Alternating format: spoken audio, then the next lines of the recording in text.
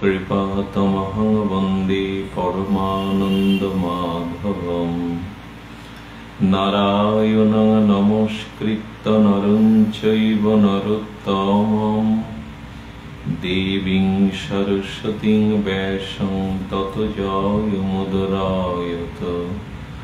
ॐ नमो भगवते वासुदेवाय। जय रूप सनातन भट्ट रघुनाथ श्रीजीव गोपाल भट्ट दास रघुनाथ এই ছয় গোস্বামীর করি চরণ বন্দন যা হইতে বিঘ্ন নাশ অভীষ্ট পুরাণ দুর্গমে পতিমেন্ধস্য স্খলদ পাদ গতির্মোহ সকৃপা যষ্টিদানেন সন্ত সন্ত বনম্বলম। কমিয়ে দাও অনেক একদম শ্রী গুরু প্রেমানন্দে গৌর হরি বল।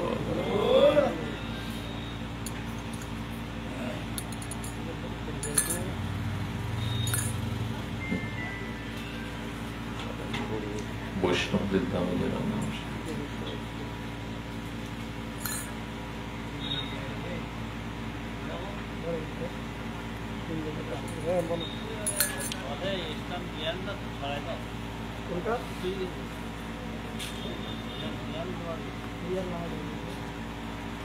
এটা করতাল দাও।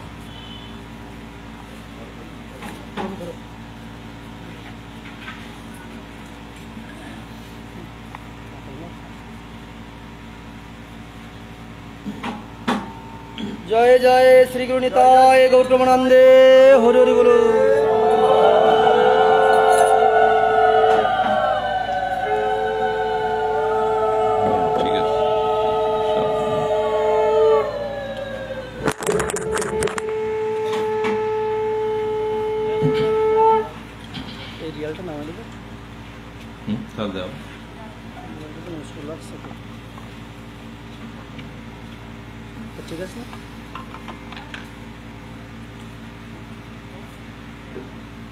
जं लब्धा चापरं लभं मन्नाते नादिकं ततो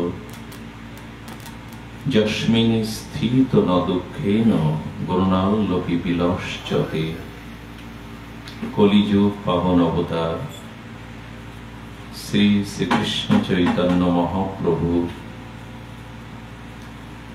पतित उद्धारण पतित पावन पतित तारुण दयाल निताई चाँदेर महा अनुकम्पाय राधा माधवेर अहेतुकी करुणाय श्रीधर मासिस्थ कृष्ण पक्षीय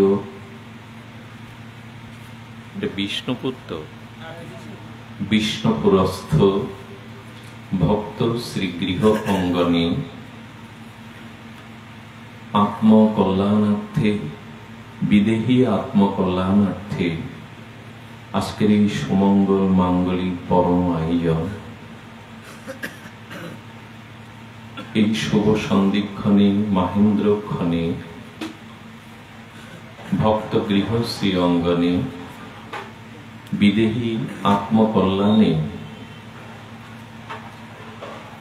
भागवतीय कथा सुधा यज्ञेर शुभारम्भे आरम्भे बा प्रारम्भे अस्मदीय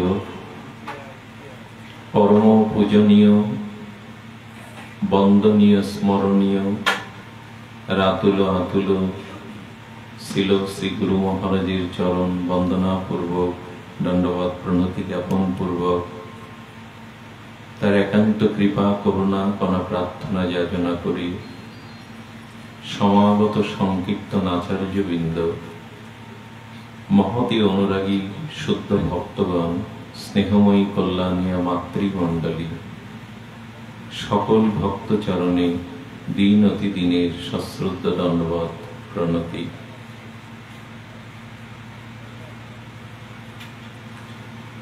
আজকের আলোচনার বিষয়বস্তু বারবার ওঠানামা করো না, একরকম করে রেখে দাও। জয় রাধে।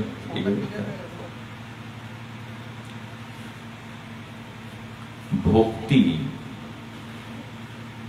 এবং আত্মিক ধর্মে একমুখ্যতা আছে।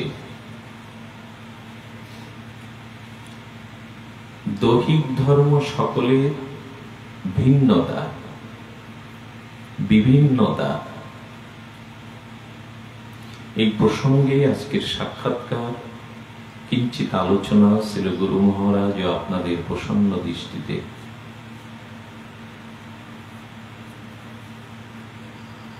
সমগ্র পৃথিবীর যে জনসংখ্যা,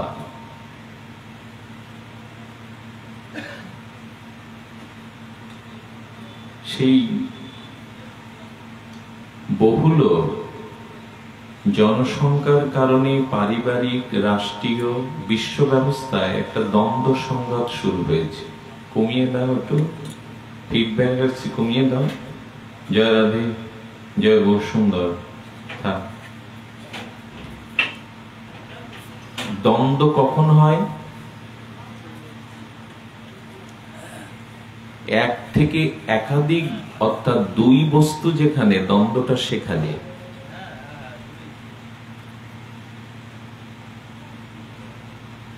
এক তত্ত্বে কখনো দ্বন্দ্ব উপস্থিত?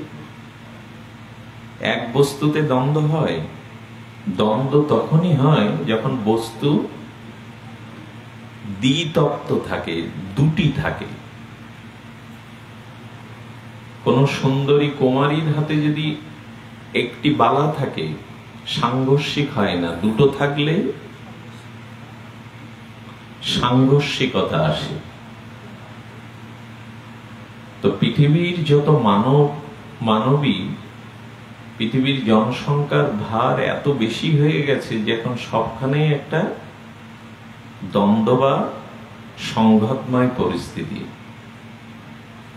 কিন্তু দেহকে, এই জড়ীয় দেহকে আমরা যদি রেখে দিয়ে এই 800 কোটি বা ততোধিক মানুষের আত্মাগুলো এক জায়গায় রাখি, দ্বন্দ্ব হবে কি? আমার কথা নিয়ে আপনাদের বোঝাতে পারছি না। দেহতে বিভিন্নতা আছে, দেহ ধর্মে সাংঘর্ষিকতা আছে, দেহের জন্ম মৃত্যু জরাব্যাধি আছে, আত্মার এগুলি নাই। এবং এই বিশ্ব ব্রহ্মাণ্ডে 800 কোটির অধিক ব্যক্তি, জনসংখ্যার ভারে আবাসস্থল কমে যাচ্ছে, কিন্তু 800 কোটি মানুষের জীবাত্মা বা আত্মাকে একটা ম্যাজের কৌটার মধ্যে রাখলেও দ্বন্দ্ব সংঘাত ধরানো যাবে। এই জন্য ভক্তি বা আত্মধর্ম এক মুখ্যতা, কিন্তু দেহ ধর্মের আছে বিভিন্নতা। আচ্ছা, এইখানেই আমরা যারা ভাগবত শ্রবণে এসেছি, আমাদের অবয়বে বা আমাদের দেহের যে সৌন্দর্য, মাধুর্য, আর আমাদের দেহের গাত্রবর্ণ, জাগতিক যে সংসারে চতুর্বর্ণের যে বর্ণ, এই কোনটাই কারোর সাথে মিল নাই। এখানে আমরা যারা এসেছি, কেউ কি কারো মতো একীভূত? না, ভিন্নতা রয়েছে সকলের মধ্যে, স্বভাবে, ব্যবহারে, চেহারায়, রঙে, বর্ণে, গোত্রে। এক করা যাবে এখানে যারা এসছে? কিন্তু সকলের ভেতরে যে আত্মা আছে, দিব্য চিৎকন ভগবৎ শক্তি আত্মা, তার মধ্যে কোনো ভেদ বা বিভেদ নাই। আছে কি? আমরা এটুকু জানাতে চেষ্টা করছি, আত্মধর্মে একে মুখ্যতা আছে, কিন্তু দেহ ধর্মে বিভিন্নতা আছে। তো এই জন্য সেই পরম তত্ত্ব, পরম বস্তু জগৎ জীব প্রায়শ সন্ধান জানে না, বা সে পথে পরম বস্তু, পরম তত্ত্বের, পরম সত্যের সন্ধানে প্রায়শ কেউ যেতে চায় না। মাদিশ, অভাজন, আর জগতের কামনা বাসনা পিপাসাক্ত মূঢ় অজ্ঞানতম জীব আমরা পরম তত্ত্বের অনুসন্ধান কেউ করি না, প্রায়শ করি না। গৌড়ীয় মঠের গোষ্ঠপতি ভক্তি সিদ্ধান্ত সরস্বতীপাদ বলেছিলেন, হীরার দোকানে বেশি লোক যায় না, কিন্তু মুদি দোকানে বা কাঁচামালের দোকানে ভিড় লেগেই থাকে। পরম তত্ত্বের সন্ধান প্রায়শ মানুষ করে না। যেমন এই সংসার, দেহ গেহ, স্ত্রী পুত্র, মান মর্যাদা, আর একটু চিন্তা করলে পরকালে নরকে না গিয়ে কি করে স্বর্গে যাব, এই চিন্তাই মানুষের সীমাবদ্ধতা। সুন্দরী রমণী চাই, ধন চাই, মান চাই, সংসার সুখ চাই, নিরোগ দীর্ঘ শতায়ু চাই, মানে 100 বছর আয়ু চাই। আর পরকালের চাওয়াটা ওইটুকুই, মরার পরে যেন নরকগামী না হই, একটু স্বর্গ সুখ পায়। বলেন এই চাওয়াটা খুব ক্ষুদ্র চাওয়া। এই চাওয়াটা শুধু ক্ষুদ্র চাওয়া না, এটা পরম বস্তুকে একরকম অবহেলা করা।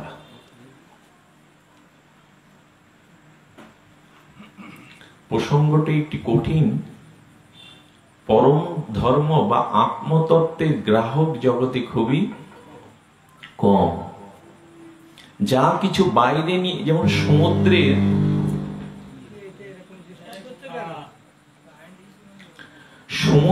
দেখবেন উপরের যে তরঙ্গ,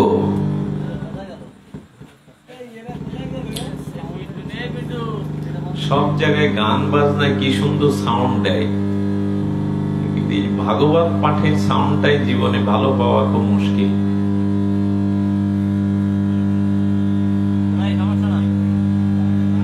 ওটা রেখে দাও,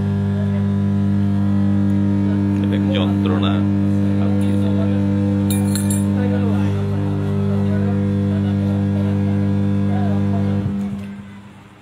জয় রাধে, জয় রাধে।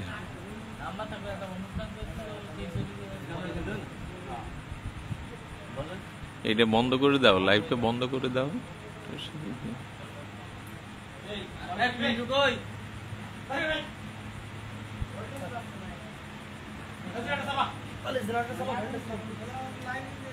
অন্য সব লাইট বন্ধ করে দাও। ওই যে ওই লাইট বন্ধ করে শুধু শব্দ রাখো, তাও যদি চলবে না কেন, কিন্তু বেশি কিছু, ওই লাইট বন্ধ করে দাও, চুনি বাল্বটা এগুলো বন্ধ করে দাও।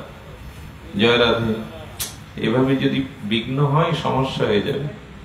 অন্য কিছুকে লাইন কেটে দাও,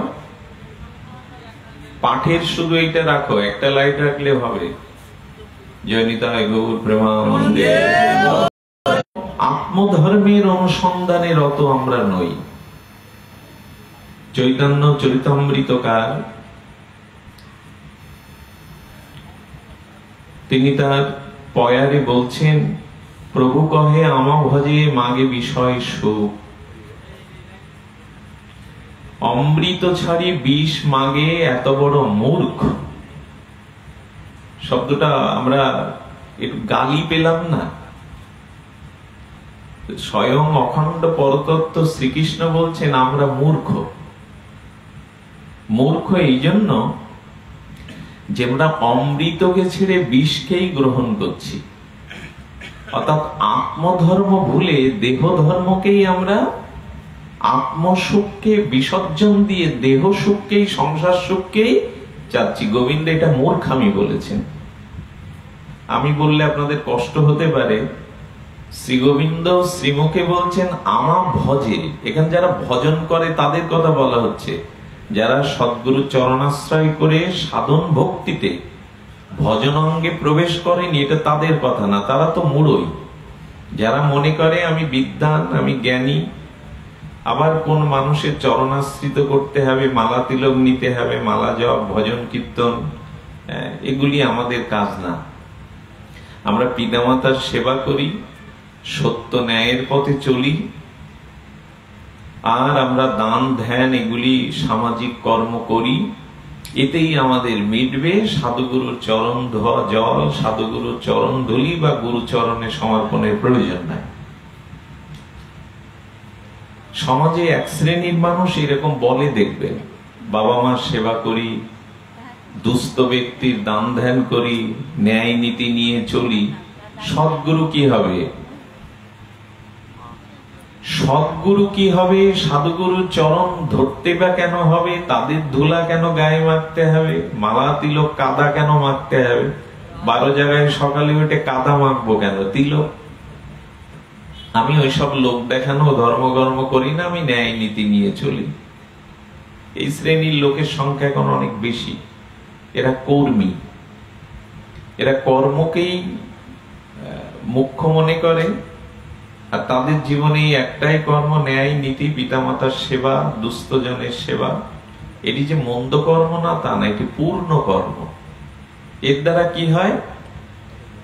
তার পূর্ণ হয়, আর পূর্ণের দ্বারা তার প্রাপ্তি কি হয়? মরার পরে স্বর্গ পায়, আবার জন্মালে ধনীর গৃহে যায়, একটু উচ্চস্তর অবস্থা। তবে গোবিন্দ বলছেন, যারা ভগবত চরণে শরণাগতি, সদ্গুরুদেবের চরণাশ্রয় করে ভগবত ভজন করে না, এই সব করে, এরা মূর্খ। মূর্খ এই জন্য বলা হলো, যারা অমৃত পাশে থাকতেও, প্রাপ্তির অধিকার থাকতেও অমৃতটাকে বাদ দিয়ে যারা বিষটাকে নেয়, তাদের কি জ্ঞানী বলা যাবে? যাবে কি? তো ভগবত ভজন ছেড়ে, আত্মধর্ম ছেড়ে যারা ওই সামান্য একটু প্রাপ্তির জন্য, স্বর্গপ্রাপ্তি, একটু ধনীর গৃহে জন্মানো, একটু জাগতিক ভোগ সুখের জন্য এই পুণ্য কর্মাদি করে, গোবিন্দ বলছেন তারা, আচ্ছা প্রভু কহে আমা ভজে মাগে বিষয়। মাগে মানে যাচনা করে, প্রার্থনা করে কি বিষয়? বিষয় সুখ কাকে বলে?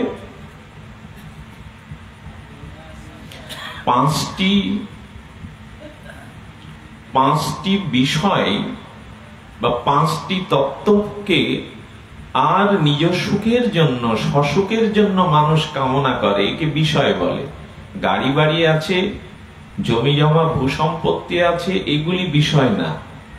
বিষয় হলো শব্দ, স্পর্শ, রূপ, রস।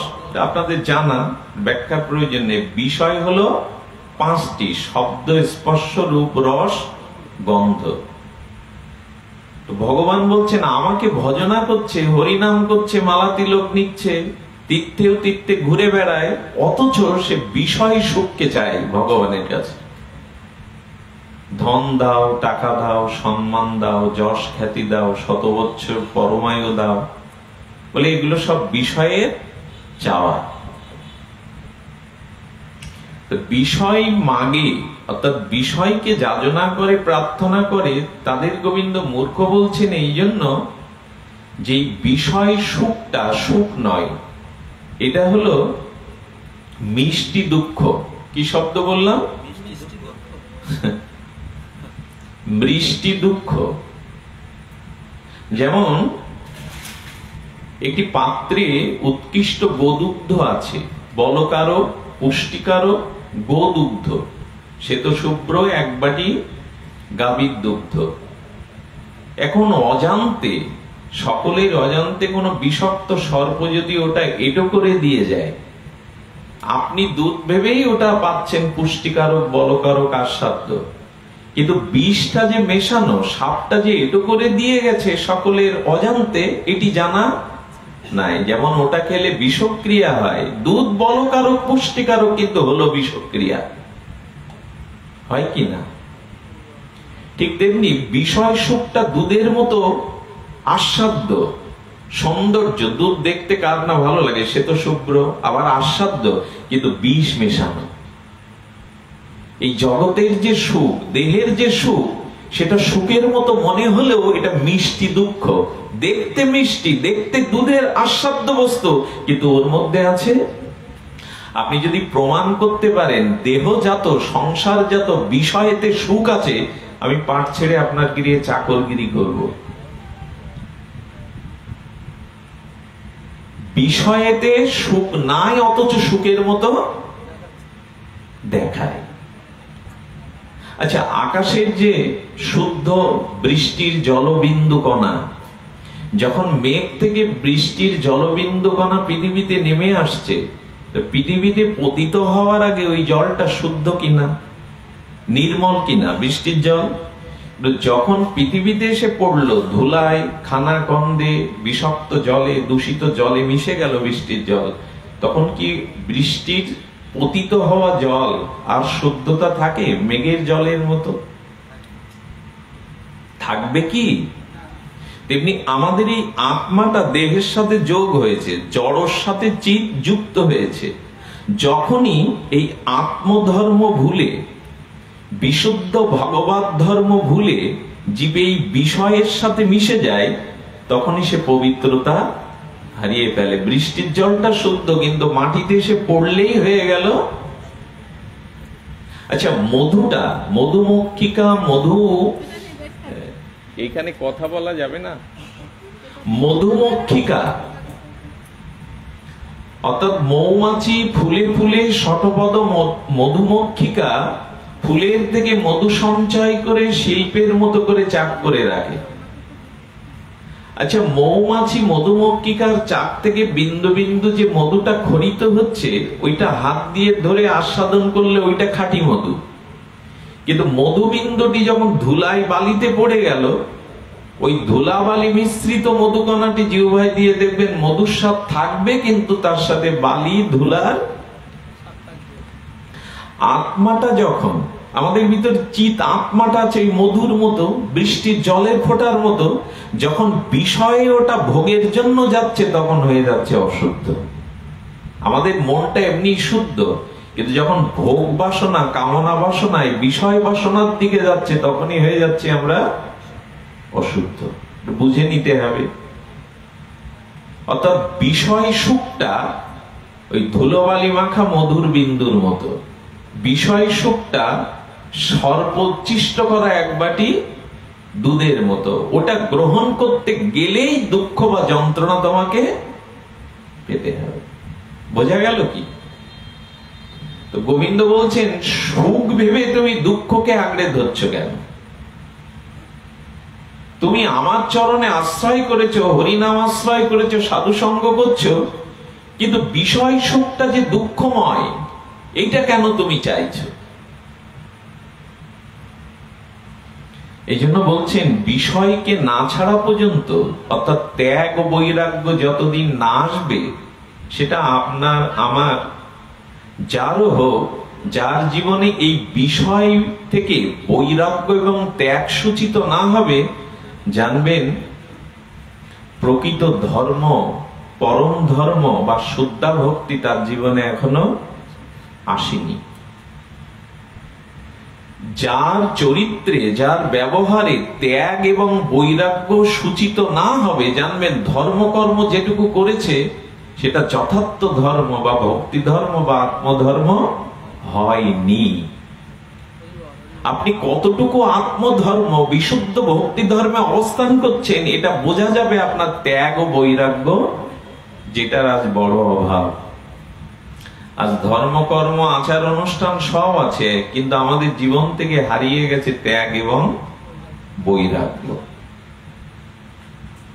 বিষয়ে আমাদের বিরক্তি হয় না। বিষয়ে যদি বিরক্তি হতো, তাহলে 60 বছর 70 বছরের ব্যক্তি হাফাতা ডোরাকাটা গেঞ্জি গায়ে দিয়ে ইন করতো না। এখান থেকে 4-5 দশক আগে ফিরে যান, 40 পেরোলেই মানুষ ফুল হাতা শার্ট গায়ে দিত। এখন 80 বছরের বৃদ্ধ কেমন ডোরাকাটা 23 বছরের ছেলে রঙিন গেঞ্জি পরে ইন করে চলে। আচ্ছা, যিনি 70 বছরের বৃদ্ধ, তার মাথায় চুল কালি করার কি দরকার? খুব দরকার। 70 বছরের যিনি বয়োবৃদ্ধ, সেও চুল কালি করবে কেন? করবে এই জন্য যে বিষয় তৃষ্ণা তার এখনো, দেহাবেশ তার এখনো যায়নি।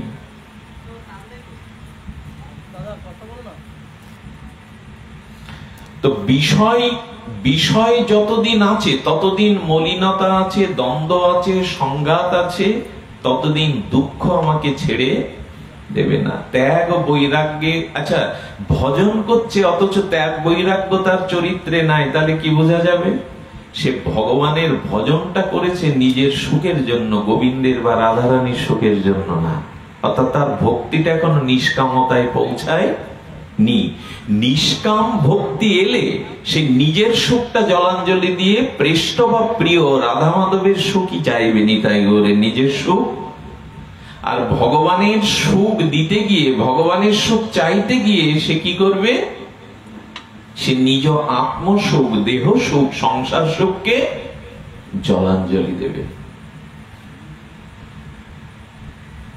প্রস্তাবনাটা আমি আপনাদের ঠিক ঠিক হৃদয়ে বসাতে পারছি না, স্থাপন করতে পারছি না। বলতে চেয়েছিলাম ত্যাগ বৈরাগ্য, আমি ভজন করছি, সাধন ভজন করছি, সাধু সঙ্গ করছি, হরিনাম করছি, কিন্তু ত্যাগ বৈরাগ্য আমার ব্যবহারে, আমার জীবনের বাস্তবতায় প্রতিফলন হচ্ছে না। তাহলে জানতে হবে ভজন তিনি করছেন, ভজন তার হচ্ছে, তবে ভজনটা বিশুদ্ধ বা নিষ্কাম নয়, তার নিজ সুখের জন্যই সে ভজনটা করছে। এই জন্য যতদিন দেহ ধর্ম আর বিষয় সুখ জলাঞ্জলি দিয়ে আত্ম বা শ্রী পৃষ্ঠ গোবিন্দ বা রাধারানীর সুখের বাসনা হৃদয়ে না যাচ্ছে, ততদিন বিশুদ্ধ ভক্তি আমার ভিতরে আসবে না। মূল কথাটি হলে এই বিশুদ্ধ ভক্তি আসতে গেলে দেহ বা সংসার আবেশ থেকে মনটা আত্মতত্ত্বে আগে অধিষ্ঠিত। কারণ আত্মায় কোনো ভেদ, আত্মায় কোনো দ্বন্দ্ব, আত্মা কোনো ভিন্নতা, একমুখতা আছে আত্মায়, আর দেহে বা সংসারে আছে বহুমুখিতা। আচ্ছা, যে ঘরে আমরা 4-5 জন বাস করি, স্ত্রী পুত্র পুত্র কন্যা, কারো স্বভাব, কারো মত এক হয় কি?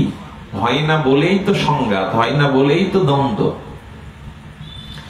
একটি ঘরে একটি ছাদের মধ্যে যে বিয়ের সময় কি বলা হয়? পাত্র পাত্রী মালা বদলের সময় অগ্নি দেবতা ব্রাহ্মণ সাক্ষী করে কি বলে? যদিদং হৃদয়ং তব, তদিদং হৃদয়, তোমার হৃদয় আমার হোক, আমার হৃদয়। শুধু বলে না, হাতে গামছা দিয়ে লাল সুতো দিয়ে কত বাদাবাদি করে, গিট বেঁধে দেয়, তোমার হৃদয় আমার, আমার হৃদয় তোমার। হয়তো মন্ত্রে বলা বলি সার, এই সুতো হাতে দিয়ে, হাতে হাত দিয়ে বাদাবাদি সার। 2 বছর পরেই কোর্টে উঠলো ডিভোর্স দেওয়ার জন্য, বা মনে মনেই অনেক আগে তাকে ত্যাগ করেছে। তোমার সাথে ঠিক আমার মনের মিল। এই জন্য দেহেতে বা বাইরে যতই মন্ত্র বলুন, যতই হাতে হাত দিয়ে গিট বাঁধুন, আত্মতত্ত্বে ছাড়া দেহ বা আমাদের এই যে দেহ ধর্মে, সংসার ধর্মে একমুখিতা আসতে পারে না। কথাটি না বুঝলে বিশুদ্ধ ভক্তির স্তরে পৌঁছানো যাবে না। আমরা তো দেহ নিয়েই মাতামাতি, সংসার নিয়েই মাতামাতি। এই জন্য বলছেন একটু বিষয়ে বৈরাগ্য বা ত্যাগ সূচিত না হলে, স্বামী পরমানন্দ একটি অপূর্ব কথা বলেছেন। উনি বলছেন ত্যাগ সংযম ছাড়া ধর্ম হয় না। বাইরের কোন বিষয়ে ধর্মকে উনি ঠিক চিহ্নিত করেননি। ত্যাগ, বৈরাগ্য, ব্রহ্মচর্য, এটাকেই উনি ধর্ম বলেছেন। আমরাও বলতে চাইছি যে আপনার জীবনে এই বিষয় থেকে যদি ত্যাগ না হয়, তো গোবিন্দ বলছেন আমা মজে প্রভু কয়ে, আমা ভজে মাগে বিষয় সুখ, অমৃত ছাড়ি বিষ মাগে এত বড় মূর্খ। তার কারণে সে পরম সুখটা চাইছে না, দুঃখ মিশ্রিত সুখটাই, বালি কাদা মেশানো জলটাই শুদ্ধ মনে করছে, সাপের উচ্ছিষ্ট করা দুগ্ধটা পুষ্টিকারক মনে করছে, আর বালিতে বা ধুলাতে মিশানো মধুর বিন্দুটি মনে করছে আস্বাদ্য।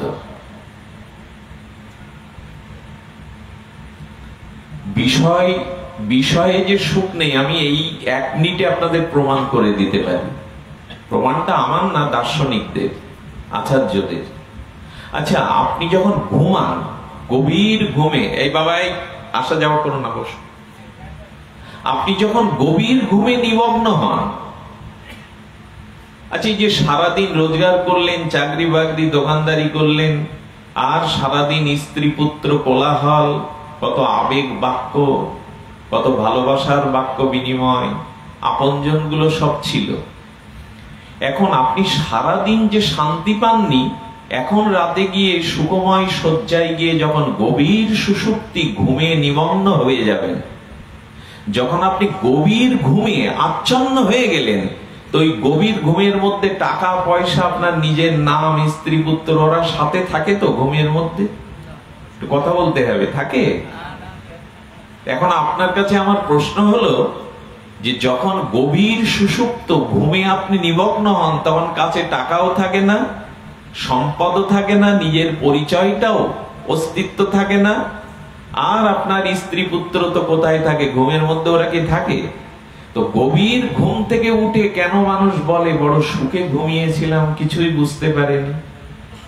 অর্থাৎ স্ত্রী পুত্রর সাথে সারাদিন আপনি কোলাহল করেছেন, বিষয় নিয়ে ব্যবহার করেছেন, যে সুখটা পাননি, এদের ত্যাগ করে যখন গভীর ঘুমে আচ্ছন্ন হলেন, তখন সুখটা বেশি পাওয়া যায় কিনা? তাতে কি প্রমাণ হয়? বিষয়কে না ছাড়া পর্যন্ত আপনি প্রকৃত সুখ, দেহ সংসারকে না ভুলতে পারলে, আত্মায় পৌঁছাতে না পারলে আপনি কোনো সুখ পাবেন না। এখন এখানে যারা আছেন, আপনাদের আমি বলবো, আপনাদের জন্য 24 ঘন্টা 1 মাস আমি সুখের ব্যবস্থা করব। কোন সমাপ্ত ব্যক্তি যদি বলে সুন্দরী রমণী দেব, কোটি কোটি টাকা দেব, 24 ঘন্টা ভালো মন্দ খেতে দেব, আর সোনার পালঙ্কে রাখবো, ভালো পোশাক পরতে দেব, কিন্তু 1 মাস আপনাকে ঘুম কেড়ে নেব, আপনারা রাজি হবেন? এখানে যারা আছে, আরে আপনারা তো বাদ দিন, একবার দেবরাজ ইন্দ্রের ঘুম হচ্ছে না। কার ঘুম হচ্ছে না? দেবরাজ ইন্দ্র, স্বর্গের অধিপতি। উনি তখন সব দেবতাদের ডেকে বলছেন, আমার ঘুম প্রয়োজন, আমি তো উন্মাদ হয়ে যাব, পাগল হয়ে যাব, ঘুম দরকার। দেবতাদের চিকিৎসক আছে, কি নাম তাদের জানা আছে আপনাদের? দেবতাদেরও রোগ ব্যাধি হয়। দেবতাদের চিকিৎসক হলো সূর্যপুত্র অশ্বিনী কুমার। অশ্বিনী কুমার দ্বয়, 2 জন। এই অশ্বিনী কুমার হলো দেবতাদের চিকিৎসক। ওনাদের শরণাপন্ন হয়ে বলেছেন, আমার ঘুমের ব্যবস্থা করুন আপনারা, আমি দেবরাজ ইন্দ্র, আপনারা আমার চিকিৎসক। ওরা অনেক জড়িবুটিয়া খাওয়ালো, কিন্তু ঘুম আর আসে না। শেষে দেবতাদের গুরুদেব বৃহস্পতির কাছে গিয়ে দেবরাজ ইন্দ্র প্রণাম করে বলছেন, গুরুদেব আমার চোখে ঘুম দিন। গুরুদেব বলছে, ইন্দ্র ঘুমাবে কেন? আচ্ছা, তোমাকে নাচ গান কারা আনন্দ দেয়? নাচ গান আর শুনিয়ে দেখিয়ে কারা আনন্দ দেয়? বলো উর্বশী, মেনকা, এরা উর্বশীগণ। আচ্ছা, তুমি কোন সিংহাসনে বসে আছো? বলো স্বর্গের ইন্দ্র পদে। আচ্ছা, তোমার স্ত্রীকে বলো সুন্দরী শচী দেবী। আচ্ছা, তুমি কোন ফুলের গন্ধ নাও? বলো পারিজাত পুষ্পের, যে পুষ্প রুক্মিণীর জন্য গোবিন্দ স্বর্গে পর্যন্ত নিতে এসেছিলেন। স্বয়ং ভগবান কৃষ্ণ রুক্মিণী প্রেয়সী প্রণয়নীর সুখবিধানের জন্য গোবিন্দ স্বর্গে এসে পারিজাত পুষ্প নিয়ে রুক্মিণীর জানলার পাশে একটা গাছ লাগিয়ে দিয়েছে। তাহলে সেই পুষ্পের গন্ধ কেমন? আচ্ছা, তোমার স্বর্গে কোন নদী বয়? বলে মন্দাকিনী গঙ্গা। বলে গঙ্গা আছে, উর্বশীর নৃত্য আছে, ইন্দ্রের পদ আছে, তুমি খাও অমৃত, নাচ গান উর্বশী মেনকা দেয়, তো তুমি ঘুমাবে কেন? ওই 8 ঘন্টা 6 ঘন্টা এই আনন্দের মধ্যে থাকো। তখন শ্রী গুরুদেবকে উনি বললেন, গুরুদেব এ সব কেড়ে নিন, দয়া করে আমার ঘুম দিন। আপনারাও কিন্তু তাই বলবেন। আপনারা বলবেন, আমার মানুষ ঘুমাতে পারে না বলেই তো ঘুমের বড়ি খায়, ডাক্তারের কাছে যায়, ঘুম তার প্রয়োজন, নাহলে সে বাঁচবে না। আমি আপনাদের বলতে চেয়েছি, এই বিষয় থেকে মন ইন্দ্রিয় যখন বিরত হয়ে ত্যাগ করে আত্মায় অবস্থান করে, তখনই হয় মানুষের প্রকৃত সুখ। এইখানে একটা প্রমাণ আপনাদের দেওয়া যায়। এখন তো আপনাদের ব্যবসা, চাকরি, স্ত্রী পুত্র, কোলাহল নেই, এখানে আছে।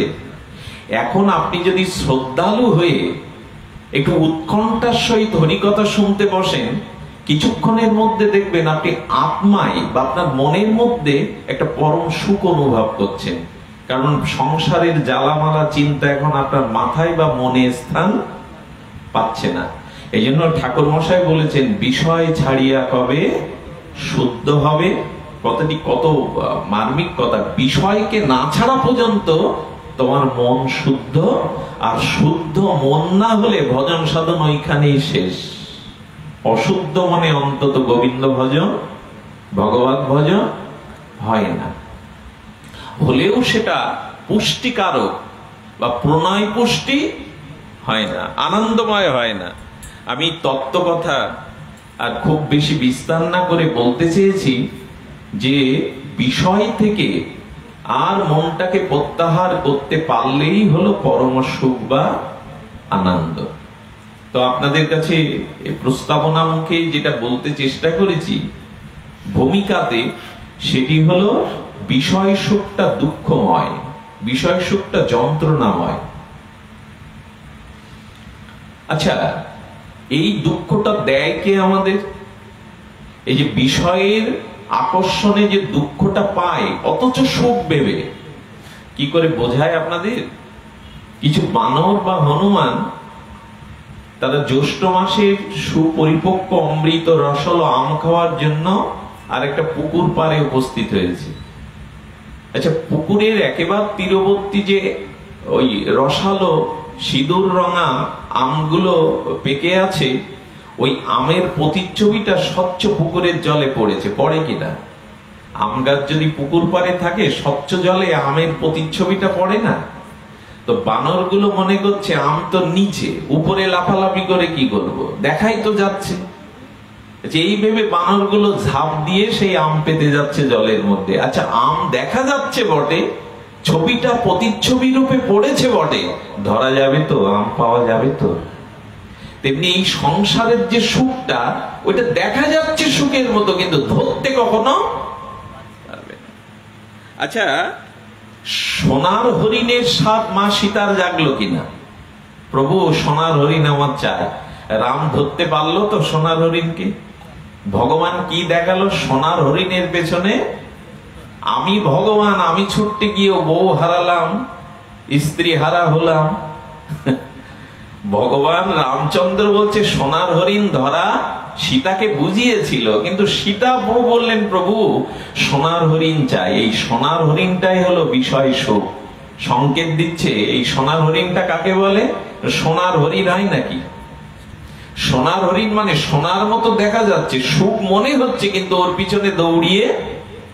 আরেকটা দৃষ্টান্ত দিয়েছেন মহাজন খুব ভালো। যখন মরুভূমিতে যাবেন, ধু ধু বালু রাশি মরুভূমি, রেটি স্থান রাজস্থানে আছে। তো রাজস্থানে রেটি স্থানে যখন যাবেন আপনি, তখন তৃষ্ণা পায় কিনা? বালুতে হাঁটতে থাকলে তৃষ্ণা তো পাবে, এখন জলও ফুরিয়ে গেছে। এখন তৃষ্ণার্ত ব্যক্তি মরুময়ের উপরে দিয়ে হাঁটতে গিয়ে আকুল তৃষ্ণার্ত হয়ে কি দেখছে জানেন? ওই যে বালিগুলো বাতাসে হালকা হালকা উঠছে, একটু দূরে তাকালেই মনে হয় ওখানে জলাশয়, জলের মতো তরঙ্গ হচ্ছে, দেখা যায় কিনা? এমনি আপনি গাড়িতে যেতে গিয়ে তপ্ত রৌদ্র দুপুরে দেখবেন ভিআইপি যে রোড গুলো আছে, ওই রোডের সামনেও তাকালে মনে হয় এরকম জলের তরঙ্গ খেলছে। আচ্ছা, মরুভূমিতে বালু আর বাতাসের তরঙ্গ জলাশয় মনে করে তৃষ্ণা নিবারণের জন্য কেউ যদি ছুটে যায়, জল পাবে?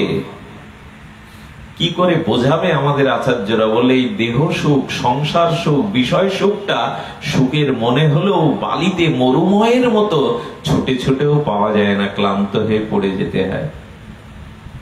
এই জন্য স্ত্রী পুত্র খাওয়া দাওয়া ভোগ সুখ করে মরার সময় বিকট হা হয়ে মারা গেল। কেন গেল জানেন? ও জানিয়ে গেল আমার এখনো জগতের ভোগ তৃষ্ণা তো যাবে না, তো কোনো জন্মেই যাবে না, ভোগে কখনো তৃষ্ণা নেবে না। আর কতই বা বলা যায় এক বিষয়, এইখানে পড়ে থাকলে তো সময় চলে যাবে। আমরা বোঝাতে চাইলাম বিষয়েতে সুখ। আচ্ছা, এই বিষয়ের সুখটা দেখায় কে? বিষয়ের সুখ না এটা এখন জানলাম।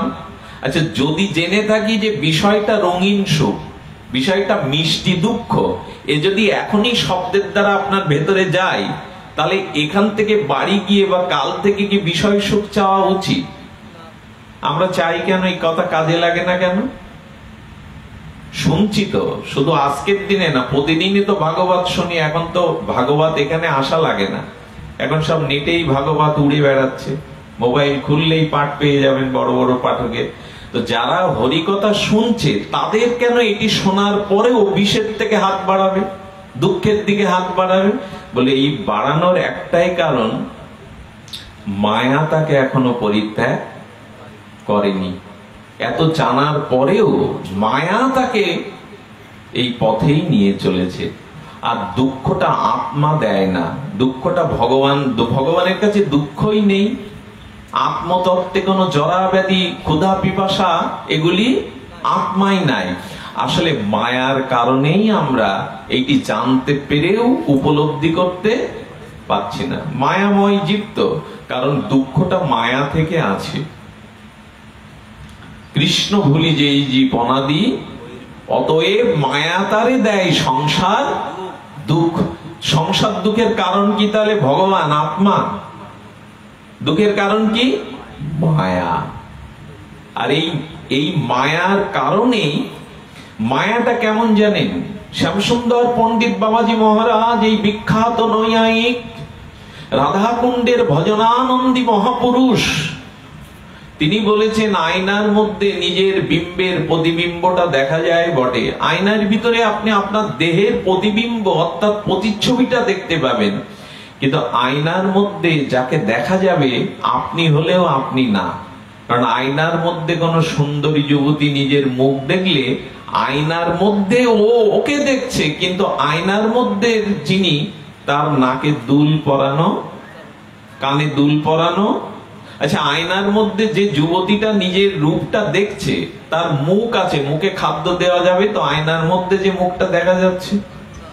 বলে মায়া ঠিক আমাদের এই ছায়া ছবির মতো দেখাচ্ছে, সুখ আছে, সুখ আছে সংসারে, রূপ যৌবনে, অথচ আয়নার মধ্যে ছবিটাকে যেমন সাজানো যাবে না, খাওয়ানো যাবে না, গোছানো যাবে না, ঠিক তদুপরি মায়া আমাদেরকে প্রকৃত সুখ হতে বঞ্চিত করে আর এই বিষয়ের ভিতরে সুখটা দেখাচ্ছে। শুধু মন্ডলী, এখানে বলা হচ্ছে যে এই জন্য আমাদের আত্মধর্মে, বিশুদ্ধ ভক্তি ধর্মে, পরম ধর্মে আসতে হবে। দেহ সুখ নিয়ে পড়ে থাকলে এই রাজ্যে পৌঁছানো যাবে না। কিন্তু আমাদের আর হয়েছে, এখন শ্মশানে যেতে পারলে হয়। ভোগ সুখ আনন্দ উন্মাদনায় নাচতে নাচতে 12 মন 10 মন কাটে, চিতায় এখন পোড়াটাই বাকি। বোঝা অনেক হয়েছে আমাদের, বুঝেছি আমরা অনেক, এখন ওই 10 মন কাটে চিতায় পুড়তে পারলেই কিছুটা, এইটাই বাকি, আর সব বোঝা হয়ে গেছে আমাদের। আমরা ত্যাগ বৈরাগ্যের ধার ধারি না, বিষয় সুখ থেকে আত্মসুখের অনুসন্ধান করি না। ত্যাগ বৈরাগ্য যদি দেখতে হয় তাহলে সরগোস্বামীর দিকে দৃষ্টি ফেরাতে হবে। রাজমন্ত্রী সনাতন, যিনি রাজাধিরাজ মন্ত্রী, তারা নাড়া মাথা, ছেঁড়া কাঁথা আর বৃন্দাবনের এক এক বৃক্ষতলে বসে আছেন, যারা এক একজন রাজাধিরাজ। চিন্তা করা যায়? আচ্ছা, ঐশ্বর্য কি ছাড়লো? যারা ভগবত ভজন করে ঐশ্বর্য তাদের।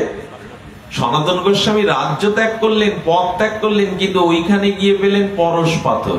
পরশ পাথর যার কাছে থাকে সে ভিখারি। পৃথিবীতে আর কে পেয়েছে জানি না, কিন্তু সনাতন গোস্বামী সত্যি সত্যি পরশ পাথর তো বালুর মধ্যে ঢিবে করে রাখলেন, ছুলেন না, ছুলে স্নান করতে হবে। অর্থাৎ আপনি যদি ত্যাগ বৈরাগ্য নেন তবে ঐশ্বর্য আপনাকে ছাড়বে না। আমি যতদূর জানি এখন দুর্ভিক্ষে অনেক রাষ্ট্রে মানুষ মারাও যাচ্ছে, মানে অন্নের অভাবে। কিন্তু শুনে রাখুন, বৃন্দাবনে কত সংখ্যক লোক আমি ঠিক বলতে পারবো না, কয়েক লক্ষ মন্দির, কয়েক লক্ষ মানুষ ওখানে বাস করে। ওরা পোশাক পাওয়ার পরে যে উচ্ছিষ্টটা রাস্তায় ফেলে দেয় গাবি মায়ের জন্য, অন্যদের জন্য, তাতে অন্তত 50,000 লোক খেতে পারে। রাধারানীর রাজ্যে, বৃন্দাবন রাজ্যে না খেয়ে আছে এরকম কোন দৃষ্টান্ত, অথচ চাকরি বাকরি ব্যবসা কারণেই কিন্তু লক্ষ লক্ষ ভক্ত সেখানে প্রসাদ পাওয়ার পর উদ্বৃত্ত প্রসাদে 50,000 লোক খেতে পারে। কারণ কি? কারণ যেখানে ভক্তি আছে, যেখানে ভজন আছে, সেখানে ঐশ্বর্যের অভাব ছুটে বেড়ায়। লক্ষ্মী দেবী বলেছিল, বিশুদ্ধ ভক্তকে স্বয়ং লক্ষ্মী দেবী বলছে তোমাদের সেবার একটু সুযোগ দিও। আচ্ছা, লক্ষ্য করবেন লক্ষ্মী দেবীর বাহন কি? পেঁচা। নারায়ণের বাহন গরু, তাই তো? তো লক্ষ্মী দেবী বলছে যে নারায়ণকে চাই, আমি তখন গরুরের উপরে এই বাহন করে প্রভুর সাথে চলি, আর যে শুধু আমারে চায় আমি পেঁচা নিয়ে ঢুকি। গোবিন্দ চরণ যারা আশ্রয় করেছে, লক্ষ্মী বলছে ওইখান থেকে আমি নড়ি না, আর তখন আমার বাহন পেঁচা থাকে না। অর্থাৎ যারা গোবিন্দের চরণ আশ্রয় করেছে, ভজন আশ্রয় করেছে, লক্ষ্মী সেবার জন্য তার পিছনে দৌড়ায়। গোবিন্দ বলেছিলেন যারা সর্বস্ব ত্যাগ করে আমার ভজনা করে, প্রতিদিন তার দুয়ারে ঘরের মধ্যে উকি দিয়ে দেখবে লক্ষ্মী তার ঘরে আমার সেবার কোনো আয়োজন আছে কিনা। এই আদেশ লক্ষ্মী দেবীকে ভগবান দিয়ে দিয়েছেন। তার মানে আপনাদের বোঝাচ্ছি না আপনাদের ভিখারি হতে হবে, কিন্তু ত্যাগ করে দেখুন বিষয় আপনার পিছনে ছুটবে। সনাতন গোস্বামীর সামনে হাত জোড় করেছে কে জানেন? দিল্লীশ্বর আকবর। গোসাই আপনাকে একটু দর্শন করতে এসেছি। দিল্লীশ্বর সম্রাট আকবর হাত জোড় করেছে, অথচ ওনার গায়ে ছেঁড়া কাঁথা, নাড়া মাথা, বসে আছে, ঘর বাড়ি নেই, গাছতলায়। সম্রাট যাবে কেন ওদের কাছে হাত জোড় করতে? একটু যদি সেবা করতে পারতাম। সম্রাট আকবর, এ গাল গল্প নয়, উপন্যাস নয়। সম্রাট আকবর বৃন্দাবনে সনাতন গোস্বামীর কাছে হাত পেতে দাঁড়িয়েছেন, যদি কোনো সেবায় আসতে পারতাম। রাজা মহারাজেরাও এদের দুয়ারে হাত পাতে, এদের সামনে পরশ পাথর ও পায়ে ঠেলে ওরা বালিতে লেগে দেয়। বিষয় ঐশ্বর্য ছাড়ে এদের, কিন্তু এদিকে ওদের লক্ষ্য নাই। তেমন আমাদেরও কৃষ্ণ ভজন করলে কিন্তু আপনার পিছনে বিষয় দৌড়াবে, কিন্তু বিষয়ে যদি মজে যান তাহলে ভক্তি দেবী। ওই আগেকার দিনে ভাসুর দেখলে যেমন ভাতৃবধূরা দূরে দাঁড়াতো, তো বিষয় ঐশ্বর্য গোবিন্দ মান সম্মান টাকা পেছনে দৌড়াবে। যদি দেখে ওগুলি চাইছে, আমাকে ভুলছে, তখন গোবিন্দ দূরে দাঁড়াবে, ভক্তি দেবী দূরে দাঁড়াবে। এজন্য খুব সাবধান যারা আমরা এই পথে এসেছি। অর্থ, মান, যশ, খ্যাতি, পূজা, প্রতিষ্ঠা পিছনে দৌড়াবে, কিন্তু এগুলি ধরতে গেলে মূল জিনিসটাই হারিয়ে ফেলবো আমরা। এই জন্য ত্যাগ বৈরাগ্য ছাড়া পরম ধর্ম, আত্মধর্ম সুরক্ষিত হয় না। সেদিকে আমাদের লক্ষ্যটা একেবারেই নাই। কথাগুলি হয়তো একটু আমরা একটু কঠিন বিষয় নিয়ে আলোচনা করছি। অনেকে বলে বাবা এইসব বলছো কেন? মানুষ যাতে একাদশী করে, যাতে একটু হরি নামের মালা জপ করে, যাতে একটু হরি কথা শুনতে যায়, তুমি এইসব সহজ কথাগুলো বলো। কিন্তু আসলে বলতে বলতে বলতে বলতে মানসিক ভাবনাটা এমন জায়গায় চলে গেছে যে এই কথাগুলো বলতে হবে বটে, কিন্তু মনে নিজেরও তো একটা ক্ষুধা আছে, নিজেরও তো একটা মানে আত্ম সুখেরও কিছুটা বিষয় আছে। এই জন্য আমরা এখানে একটু আনলাম। আমি আপনাদের একটু বলি, এখানে গ্রন্থকার বলছেন যে কেবল ভক্ত ভিন্ন, কথাটি মন দিয়ে শুনুন, কেবল ভক্ত ভিন্ন কর্মী, জ্ঞানী, যোগী বা অপর যে কোনো উপাসক, বিশুদ্ধ ভক্ত ভিন্ন জ্ঞানী, কর্মী, যোগী বা যে কোনো অন্য উপাসক, তাদের উপাসনাটা স্বপ্রয়োজন সিদ্ধির জন্য।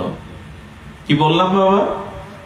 শুদ্ধ ভক্ত ব্যতীত আর কর্মী, জ্ঞানী, যোগী বা অন্য উপাসক, তাদের উপাসনাটা স্বপ্রয়োজন সিদ্ধির জন্য।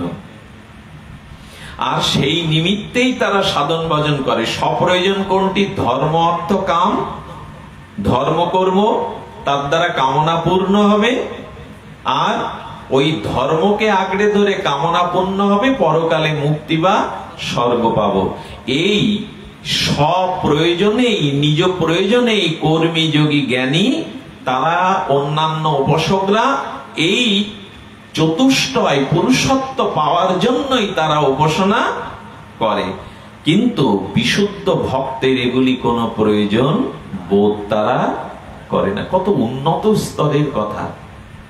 বিশুদ্ধ ভক্ত যারা, শুদ্ধ ভক্ত যারা, তাদের উপাসনা বা তাদের উপাস্য তত্ত্বের ভিতরে কি বলছেন? শুদ্ধ ভক্তগণের উপাসনা কেবল উপাস্যের সুখবিধানের জন্য হয়ে থাকে, নিজের কোনো সুখবিধান থাকে না।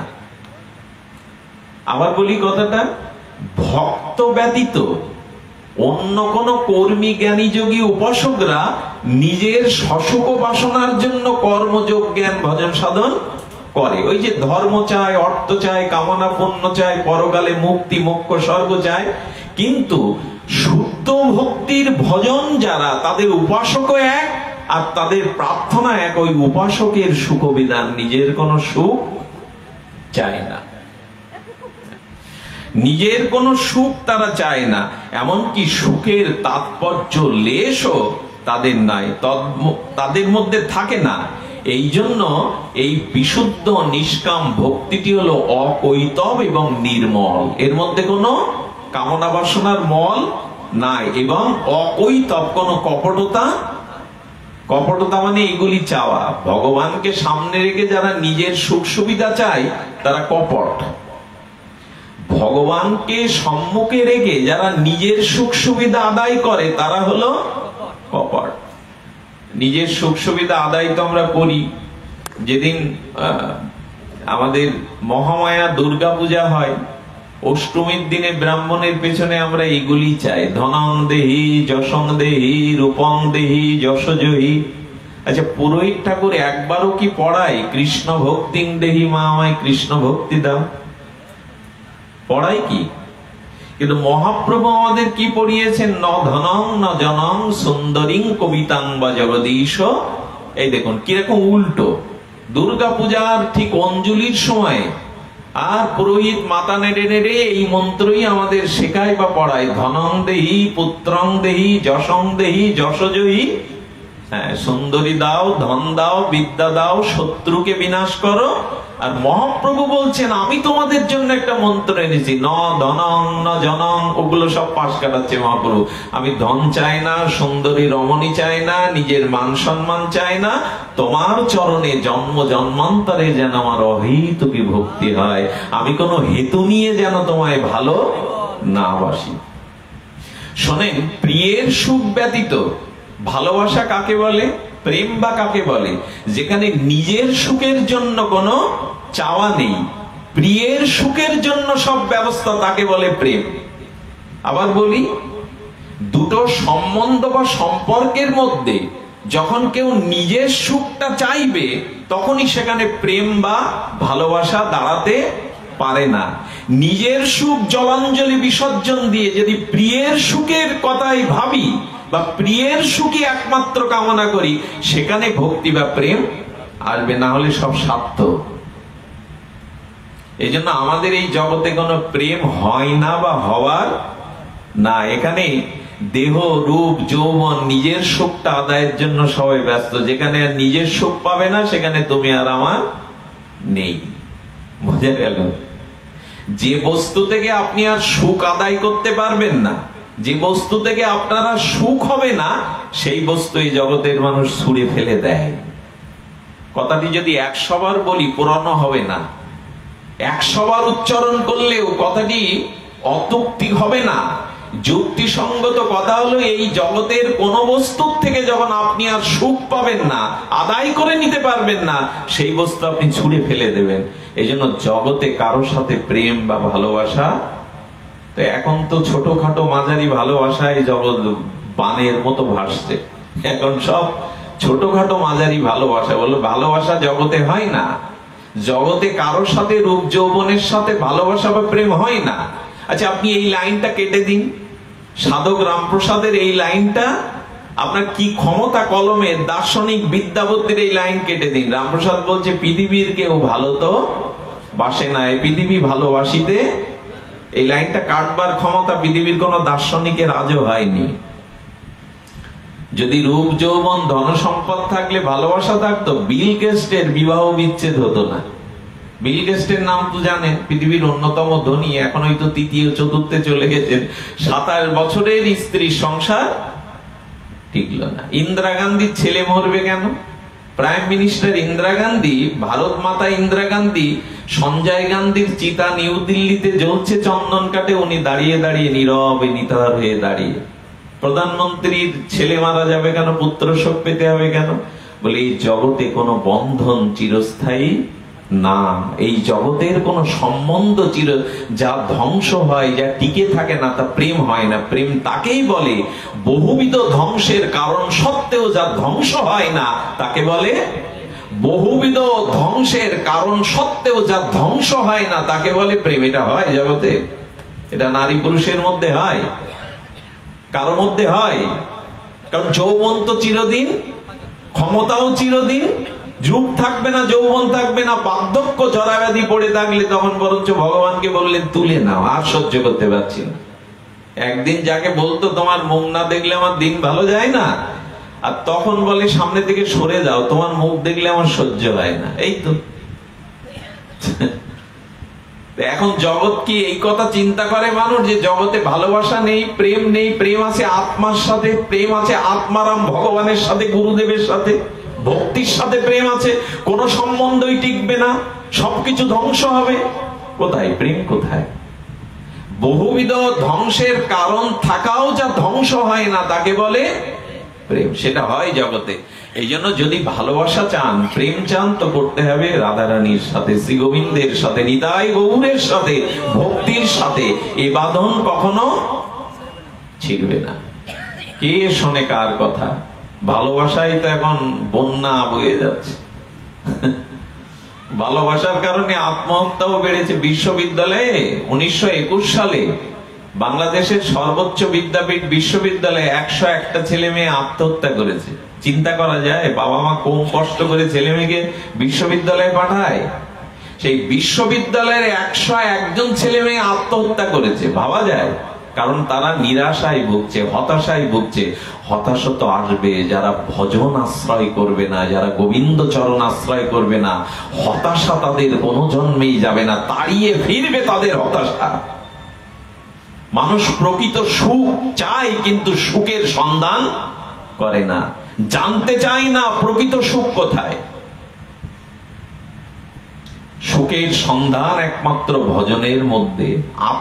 আত্মতত্ত্বেই ভজন। আমি আগেই বলেছি, মানুষ ঘুমালে তখন বউ ছেলে মেয়ে টাকা পয়সা নাচ গান থাকে না, কিন্তু সুখটা তখনই হয় ঘুমের থেকে উঠেই সে জানায় আজ বড় সুখে ঘুমিয়েছিলাম।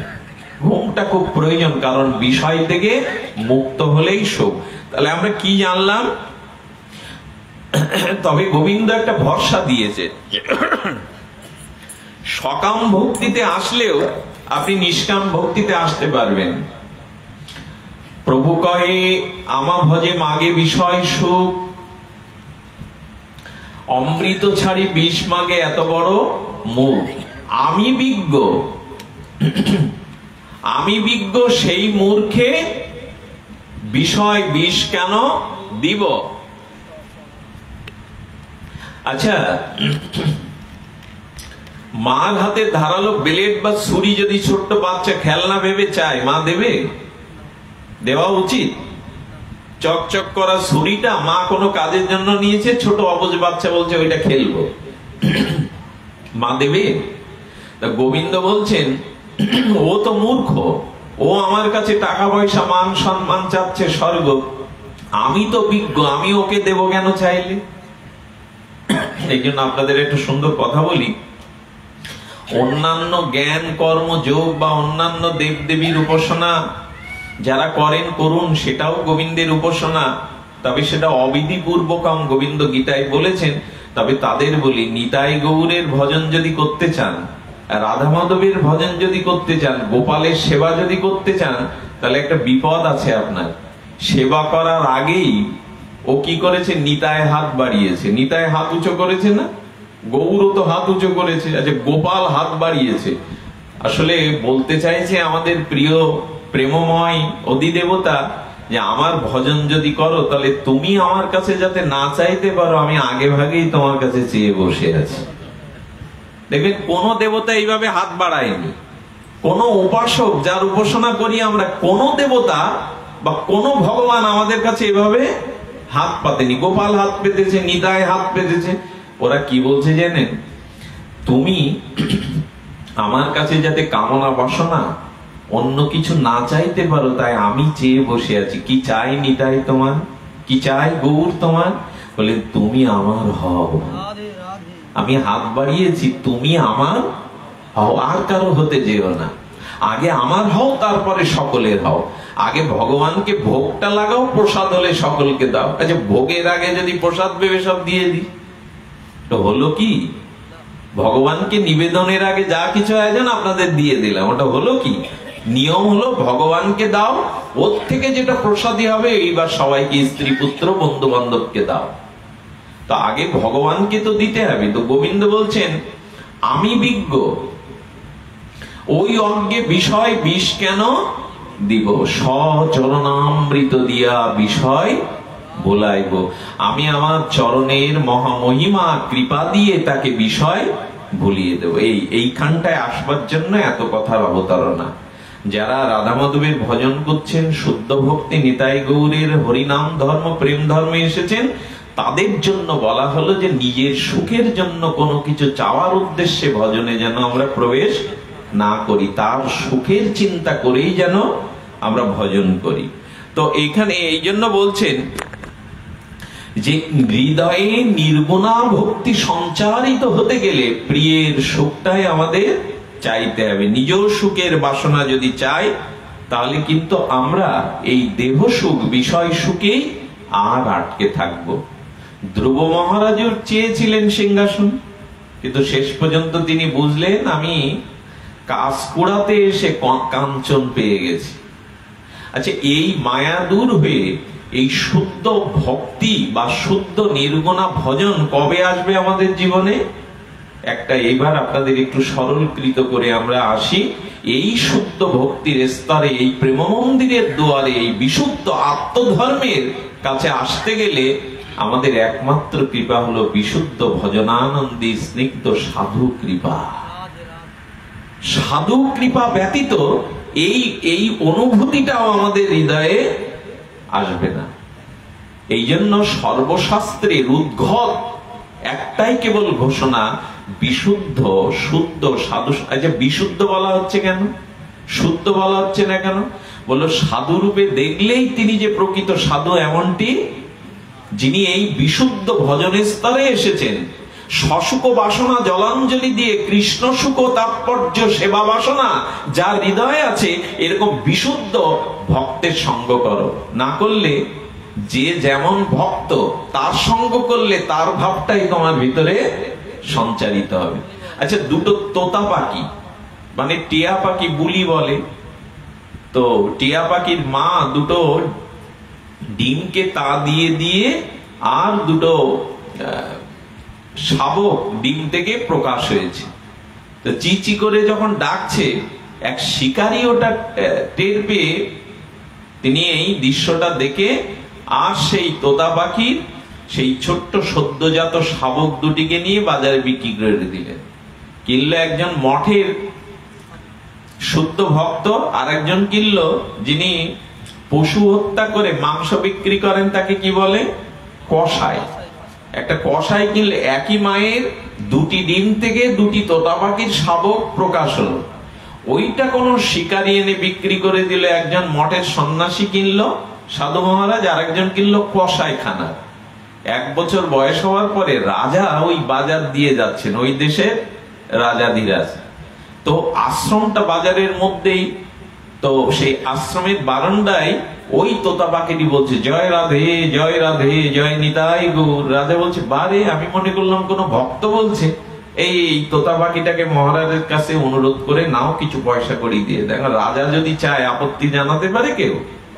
মহারাজ বললো পয়সা দেওয়া লাগবে না, আমি আপনাকে এটা দান করলো। বললো না, আশ্রমের জন্য আপনি 1000 টাকা দিন। আচ্ছা, বাজার দিয়ে রাজা যেতে যেতে কসাইখানার যে তোতা পাখি একই রকম দেখতে, একই মায়ের ডিম থেকে তো ওরা প্রকাশ হয়েছে, ও কি বলছে ওখান থেকে রাজা শুনতে পাচ্ছে না। বলে দুটোকে এক জায়গায় রাখলে ভালো হবে, দাও তো ওটাও কিনে নাও। আর কসাই তাকে 200 টাকার বিনিময়ে বিক্রি করে দিল। কসাইয়ের কাছ থেকে তোতা পাখিটা রাজা বাহির বাড়িতে রেখেছেন, অন্দরমহলের বাইরে, আর অন্দরমহলে টানিয়ে রেখেছেন অলিন্দে বারান্দায় সাধুর কাছ থেকে আনা তোতা পাখি। ব্রাহ্ম মুহূর্তে ভোর 3:30টার পরে পাখি গাইতে শুরু করেছে, জাগো জয় রাধে জয় গোবিন্দ বলে জাগো, আর ঘুমিও না, আর কবে কৃষ্ণ ভজন করবে। মঠে ওইটাই শিখেছে মহারাজের কাছ থেকে। রাজা ঘুম ভেঙে বললেন, একটা পাখি এমন করে ঘুম ভাঙালো রাধা মাধবের, আর কর্ণে রাধা মাধবের কথা দিয়েই আজকের ঘুম ভাঙলো। আহা, এতদিন কেন পাখিটাকে আমি পাইনি। আর বলছেন, আজ থেকে তুমি আমার ঘুম ভাঙাবে, তুমি আমায় রাধা মাধবের কথা মনে করবে। আচ্ছা, উনি ওই প্রশস্ত হৃদয়ে প্রশান্তি চিত্তে যখন বাইরে এলেন, তখন ওই বাইরে অন্দরমহলের বাইরে যে তোতা পাখির শাবকটা ছিল, ওটা কার কাছে ছিল? কসাইয়ের কাছে। ও কি শুরু করেছে জানেন? ও যে ধর মার খিস্তি গাইতে শুরু করেছে। কারণ কসাই কি তাকে রাধা মাধবের বুলি শেখাবে? বলে ধর মার ধর, আর খিস্তি কেবল যাচ্ছে। রাজা তখন বলছেন, আর আমাদের মহাত্মারা তখন বলছে, দেখো একই মার দুটি ডিম থেকে একই সাথে তারা প্রসব হলো, সঙ্গ দোষে একজন রাধা মাধব বলছে, একজন খিস্তি খাচ্ছে। বোঝা গেল কথাটি? বোঝা গেল না? যার যেমন সঙ্গ, তার ভিতরে সেই রূপ ভাব বা রঙ্গ প্রকাশ হবে। এই কথাটা অন্তত আপনাদের নোট করে নেওয়া উচিত হৃদয়ে। জীবনে যদি সঙ্গ থাকতে হয়, তবে বিশুদ্ধ শুদ্ধ সঙ্গ চাই না, কিন্তু সংক্রামিত হবে। আচ্ছা, সাধু সঙ্গের মহিমা কেমন? কোন রাজা, চক্রবর্তী সম্রাট, তার মাথার মুকুটে কিছু কাচের টুকরো সেট করে নিয়েছেন। কিসের টুকরো? কাচের ভাঙা, জল জল করছে কাচের, ভারী কাচের টুকরো। তো রাজা বা সম্রাট যখন ওই কাচের টুকরো তার মস্তকে আর তার মুকুটে ওইটা সাজিয়ে নিয়ে যাচ্ছে, সাধারণ লোক আপনারা দেখলে কি ভাববেন? কাজ না মুক্তা? কি ভাববেন? মুক্তা। আচ্ছা, যদি কোনো ছেঁড়া কাপড় পরা কাঙাল ভিখারি, সে তার মাথায় একটা কাপড় বেঁধে সেই কাপড়ে সেলাই করে যদি আদি অরিজিনাল মুক্তা বেঁধে যায়, আপনি কি ভাববেন? আচ্ছা, রাজা যদি কাচের টুকরো মুকুট দিয়ে দেখাতে দেখাতে যায়, সাধারণ ব্যক্তি ভাববে এটা মুক্তা। আর যদি ভিখারি মুক্তাগুলো কাপড়ে বেঁধে মাথায় পটি বেঁধে যায়, তাহলে মুক্তা হলেও ভাববে। আচ্ছা, এটা কারণ কি? আপনাদের কাছে যদি প্রশ্ন করি, এর কারণ কি? কারণ একটাই, বস্তু পাত্র ভেদে বস্তুর মূল্যায়ন বা অবমূল্যায়ন হয়, হয় কি না? এই জন্য যার সৎসঙ্গরূপ পাত্র নাই, আমি আপনাকে বলবো, আপনার জীবনে সর্বনাশ বা সর্বপ্রাপ্তির পেছনে আপনার নির্ভর করছে আপনার সঙ্গ। এই কথাটি কতবার আমাদের ভাগবত আচার্যগণ, শাস্ত্র আচার্যগণ রাত দিন বলছেন যে সৎ সঙ্গের আশ্রয় নাও। সৎ বলতে এখানে কি বোঝা হলো? যারা নিষ্কাম, বিশুদ্ধ আর ভজনের অত এই জাতীয় স্নিগ্ধ নিষ্কাম শশক বাসনা তিরোহিত আর প্রিয়ের সুখময় বাসনায় যাদের সঙ্গ প্রভাব। দেখুন, বহুদিন আগের কথা ছিল, গুরু মহারাজের শ্রীমুখে আস্বাদন করেছিলাম রাধাকুণ্ডে। গুরু মহারাজ বলেছেন, একজন নিষ্কিঞ্চন শুদ্ধ মহাত্মা ওই ঝোপঝাড়ের মধ্যে থেকেই রাধারানীর ভজন চরণ চিন্তা করেন। উনি খুব ভোরবেলা, যখন লোকারণ্য নাই, গিরিরাজ পরিক্রমা দিতেন। গিরিরাজ পরিক্রমা দিতে দিতে রাধারানীর চরণ চিন্তা করতে করতে যাচ্ছেন। তিনি মঠও তৈরি করেননি, শিষ্যও করেননি, একেবারে ত্যাগী, বিরক্তি, পরম বৈষ্ণব, ভজনানন্দী। হঠাৎ করে ওনার মনের মধ্যে একটা চিন্তা এলো, যা কোনোদিন আসেনি। এখানে যদি একটা মন্দির করতে পারতাম, 2 দর্জন ভক্ত শিষ্যকে আশ্রয় দিতে পারতাম, রাজস্থান এই জয়পুর থেকে যদি রাধা মাধবের একটা বিগ্রহ তৈরি করে পূজা আরতি করতে পারতাম। আচ্ছা, উনি তখন নিজের গালে চড় বসিয়ে দিয়েছেন। আরে, এই চিন্তা আমার মনে এলো কি করে? আমি গাছতলায় অন্তরালে বসে রাধা মাধবের চরণ ভজন করি, মঠ করব, শিষ্য করব, পূজা আরতি ভোগ রাখবে, এই জাতীয় চিন্তা আমার মনে। নিজের গালে টাস করে চড় বসিয়ে দিয়েছেন। কত বড় এরা বিবেকবান! উনি বলছেন, এই চিন্তা আমার হৃদয়ে আসার কথা না, এলো কেন? উনি পেছনে তাকিয়ে দেখেন, কলকাতার এক শিল্পপতি শেঠ, তিনিও ভক্ত, নাহলে গিরিরাজ পরিক্রমায় যায়। তিনি গিরিরাজ পরিক্রমা দিতে দিতে সামনে ওই মহাত্মা থেকে মনে করছেন, এখানে যদি বড় মঠ করতে পারতাম, ওইরকম একজন সাধুকে পূজারী রূপে এখানে রাখতে পারতাম, অনেক ভক্ত শিষ্য রাখতে পারতাম। উনি বসে বসে ওনাকে নিয়ে ওই চিন্তা করছেন, আর সংক্রামিত ব্যাধির মতো, ছোঁয়াচে রোগের মতো বাতাসে ওনার মনের ভাবনাটা, কারণ সামনে সাধু তো ক্যাচ করছে ওর ভাবনাটা, সাধুরা দিব্য চিন্ময়, সাধুদের চিন্ময়তা কেমন জানেন? মীরাবাই আর জীবনের শেষ পরিণতি কি হলো জানেন? ভগবানের বিগ্রহকে দেখে মুখের মধ্যে মীরাবাই ঢুকে গেল, তার শাড়ির আঁচলটা বিগ্রহের মুখে লেগেছিল। কত বড় চিন্ময় দেহ হলে একটা বিগ্রহের মধ্যে লীন হয়ে যায়। তৈলঙ্গ স্বামী, তার মুসলিম শিষ্যও ছিল, হিন্দু শিষ্যও ছিল। মারা যাওয়ার পরে দেহ নিয়ে কেউ কবর, কেউ চিতায় জ্বালাবে, টানাটানি হবে। বাবা বললেন একটা কাঠের বাক্স কর, 72 ঘন্টা বাক্সের মধ্যে আমায় রাখ, পরে খুলবি। 72 ঘন্টা পরে খুলে হিন্দু মুসলমান শিষ্যরা দেখলো কিন্তু সুগন্ধ ফুল পড়ে আছে, বাবার দেহ নেই। ভজনের দ্বারা দেহ এতটা চিন্ময় হয়ে যায়। কোন সাধু যদি আপনার দিকে দৃষ্টি দেয়, তার চোখের দৃষ্টিতে আপনার বিষয় বিদরিত মন নির্মল হতে বাধ্য। সংক্রামিত ব্যাধি, ছোঁয়াচে রোগ যেমন একজনের থেকে আরেকজনের শরীরে যায়, বিশুদ্ধ সাধু যদি হাজার হাজার লোকের মধ্যে বসে থাকে, তার ভজন চিৎকন শক্তি অন্যের মধ্যে প্রবেশ করে। এই জন্য সাধু সঙ্গের এত প্রয়োজন। অন্য কোনো উপায় দিয়ে আমাদের বাসনা কামনা দুর্বাসনা যাবে না, চিত্ত শুদ্ধ হবে না। এখানে সাধু সঙ্গই একমাত্র কারণ। তখন সাধু বাবা চিন্তা করলেন, ওর ব্যাধিটা তবে আমার মধ্যে আসছে, ও যা ভাবছে। উনি তখন করলেন কি, একটু আড়ালে অন্য পথে চলে গেলেন। যেই অন্য পথে চলে গেলেন, দেখলে মনের ভাবনা আগের মতো ফিরে আসছে। তখন বললেন, হ্যাঁ, এই হলো সঙ্গের প্রভাব। তো দয়া করে একটা অনুরোধ করব, আপনার ছেলে মেয়ে বড় হচ্ছে, খোঁজ নিবেন তারা কাদের সাথে মেশে, আর পরিবারে তাদের এইটুকু বোঝাবেন, এই একটা জিনিস যদি যুক্ত করতে পারেন তারা পড়ে যাবে না, পতন হবে। সেটা হলো সৎ সঙ্গ। আর সঙ্গ বলতে শুধু ব্যক্তিকে বোঝানো, যা দেখলে, যা পড়লে, যেখানে গেলে মন কামনা বাসনামুখী হয়, ওটাই হলো অসৎ সঙ্গ। সেটা টিভি দেখে, নেট ঘাটাঘাটি করে কোন স্থানে গেলে হতে পারে। এরকম আর ভাববেন না সঙ্গ মানে কোনো ব্যক্তিকে বোঝানো হচ্ছে। যে স্থানে গেলে, যা শ্রবণ করলে, যে দৃশ্য দেখলে, যার পাশে গেলে আর মানুষের শুদ্ধ চেতনা অবলুপ্ত হয়ে বিষয় ভাবনা জাগে, সেটাই হলো অসৎ। এটা কোনো দৃশ্য হতে পারে, গান বাজনা হতে পারে, কোনো ভাবনা হতে পারে, কোনো ব্যক্তি হতে পারে। সৎসঙ্গ অসৎসঙ্গ মানে কোনো ব্যক্তিকে শুধু নির্ণয় করা হচ্ছে না।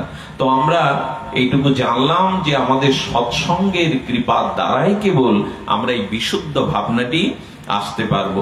আমি জড় সুখকে আপনাদের বলেছিলাম। আচ্ছা, গিরিরাজ গোবর্ধন পরিক্রমা কয় কিলোমিটার? আমাদের 3 মাস থেকে আসলো আমাদের অদ্বৈত হরিদাস, 3 মাস রাধাকুণ্ডেই ছিল, বাড়িতে খাওয়া হয় না। আর কাঙাল ভিখারি শ্রী গুরুদেবের ছিল মুরারি মোহন দাস বাবাজির আদরের সন্তান। বাবার অপ্রকাটের আগে গিয়ে বাবাকে সেবা করেছে হাতে করে, শেষ বিদায়ও জানিয়েছেন। ওরা রাধাকুণ্ডে আমাদের নিতাই এবং অদ্বৈত, এরা মহাত্মা, এরা বিশুদ্ধ ভক্ত। আজ রাধাকুণ্ডে 3 মাস পড়ে থেকে চলে আসলো।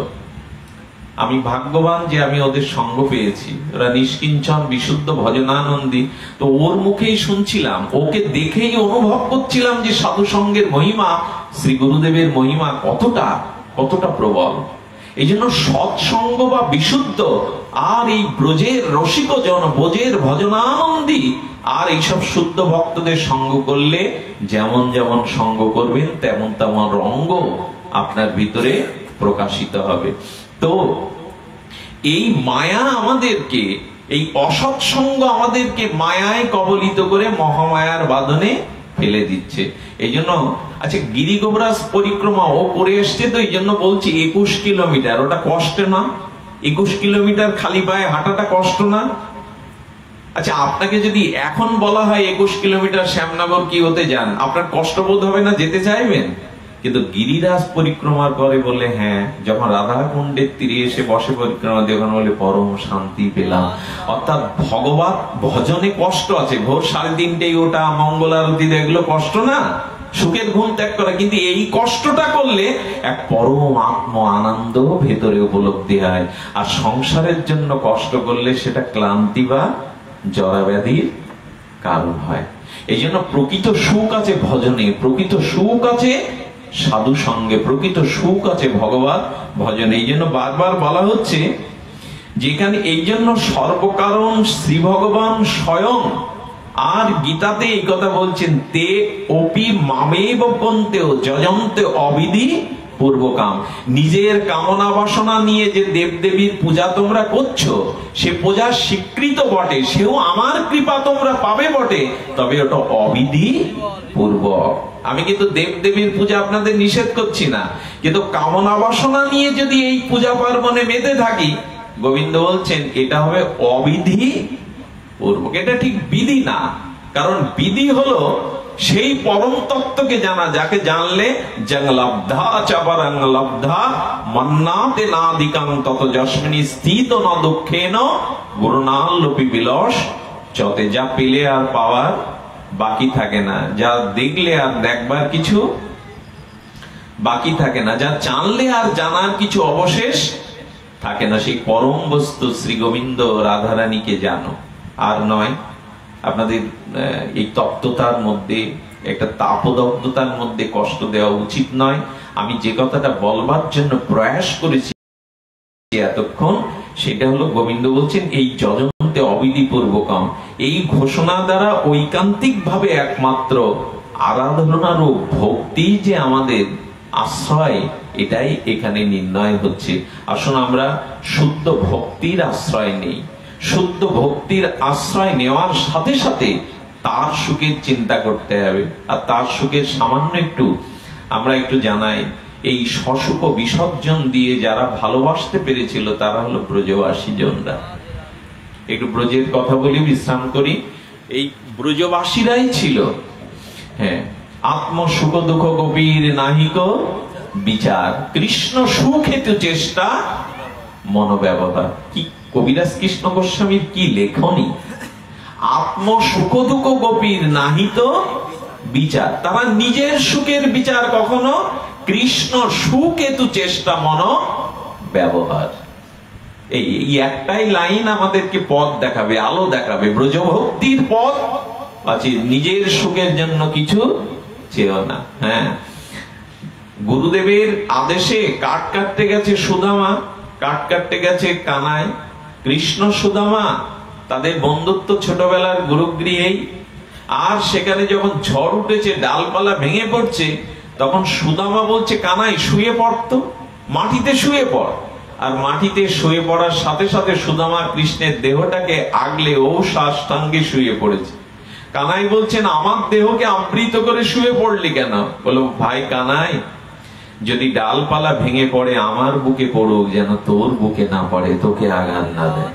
এই ব্রজবাসীদের ভালোবাসাটা, হ্যাঁ, ঝড়ে ডালপালা ভেঙে পড়ছে, সুদামা কৃষ্ণকে শুয়ে দিয়ে ওর উপরে আর শুয়ে পড়ে, ডালপালা ভেঙে পড়ে আমার বুকে পড়ুক। গোবিন্দ উত্তর গোষ্ঠে ভিজছেন, আর বৃন্দাবনের তপ্ত বালিতে গোবিন্দের কমল আর কমল দল নির্মল চরণটি তপ্ত বালুর উপরে কৃষ্ণ ফেলছে, স্বাভাবিকভাবেই ফেলছেন, কিন্তু একজনের গা পড়ে যাচ্ছে। চিলেকোটা থেকে রাধারানী উত্তর গোষ্ঠে দেখছে গোবিন্দের সেই মুরলী বদেন, হ্যাঁ, গোখুর উত্থরিত ব্রজ রজকানা গোবিন্দের চুলে আর বদনে মেখে গধূলি বেলায় অরক্তিম রাঙে গোবিন্দের বদনটা মনোহর বেশে গোপীরা দেখছে, রাধারানী দেখছে চিলেকোটার ওপর থেকে। সেই তৃষ্ণাপ্ত চাতক সমনয়ন গোবিন্দের শ্রীবদনে গোখুরুত্থিত ব্রজধূলিতে গোপীনাথের বদনটা যেমন সুবর্ণ মণ্ডিত। রাধারানী প্রথমে গোবিন্দের চরণের দিকে চাইতেন, কারণ সেবাটা চরণ দিয়েই, মুখে আগে সেবা না, চরণটায়। রাধারানী চরণের দিকে তাকানোর সাথে সাথে আগুনটা গায়ে লাগলে যেমন সেক লাগে, লাল হয়ে যায়, পুড়ে যায়, রাধারানীর কোমল বিশুদ্ধ তপ্ত কাঞ্চনময় অঙ্গটি লাল হয়ে যাচ্ছে। বিশাখা ললিতা বলছে রাধে, আরে তোর অঙ্গে ছ্যাঁকা দিল কে? আগুনের ছ্যাঁকার মতো লাল হয়ে যাচ্ছে। বলে ওরে, আমার রাধা জন্মই বৃথা হলো। বিধাতা কেন আমায় রাধা জন্ম দিল? তো রাধারানী তখন আক্ষেপ করে বলছেন, আমার পদ্ম হয়ে জন্মানো উচিত ছিল, কারণ প্রভু যেখানে যেখানে তার চরণ বিন্যাস করছে ওইখানে বালিতে প্রভুর চরণে তাপ লাগছে, দেহ রেখে লাভ কি? আমি রাধারানী হয়ে লাভ কি? আমি পদ্মের কমল পাপড়ি যদি হতে পারতাম, প্রভু যেখানে যেখানে পদবিন্যাস করছে ওইখানে পদ্মফুল হয়ে ফুটে থাকতাম, যাতে তার চরণে তপ্ত বালুর ব্যথা না পৌঁছায়। ওই ব্যথাটা নিজের অঙ্গে।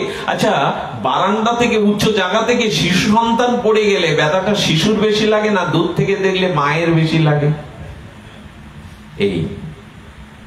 এই জন্য রাধারানী গোবিন্দের আর নগ্ন চরণটা ব্রজের তপ্ত বালুতে তাপময় হয়ে যাচ্ছে, আর সেক লাগছে রাধারানীর অঙ্গে। একে বলে সশুভ বাসনা অর্পণ। আমাদের এ ভাবনা হবে না। এই জন্য আমার শোয়ার ঘরে ফ্যান আছে, টেবিল ফ্যান, সিলিং ফ্যান, অর্থাৎ ঠাকুরের আসনে কোনো ফ্যানের ব্যবস্থা নেই। আমরা কি সুখের ব্যবস্থা করে দিয়েছি। আমার বেলায় সিলিং ফ্যান, টেবিল ফ্যান সবকিছু 2-4টে লাগে, অথচ গোবিন্দকে যেখানে রেখেছি রাধারানীকে ওইখানে কোনো ব্যবস্থা। আমাদের দুর্দশা হলো এই, আমরা 3 বেলা পঞ্চভাগের আর রসালো বস্তু খাবো গোবিন্দের জন্য, এক মুষ্টি চিনি, নকুল দানা ইত্যাদি ইত্যাদি। বাজারে গেলে কম দামে কি পাওয়া যায় তাই এনে দাও মোটামুটি। একে প্রিয় সুখের বাসনা বলে না।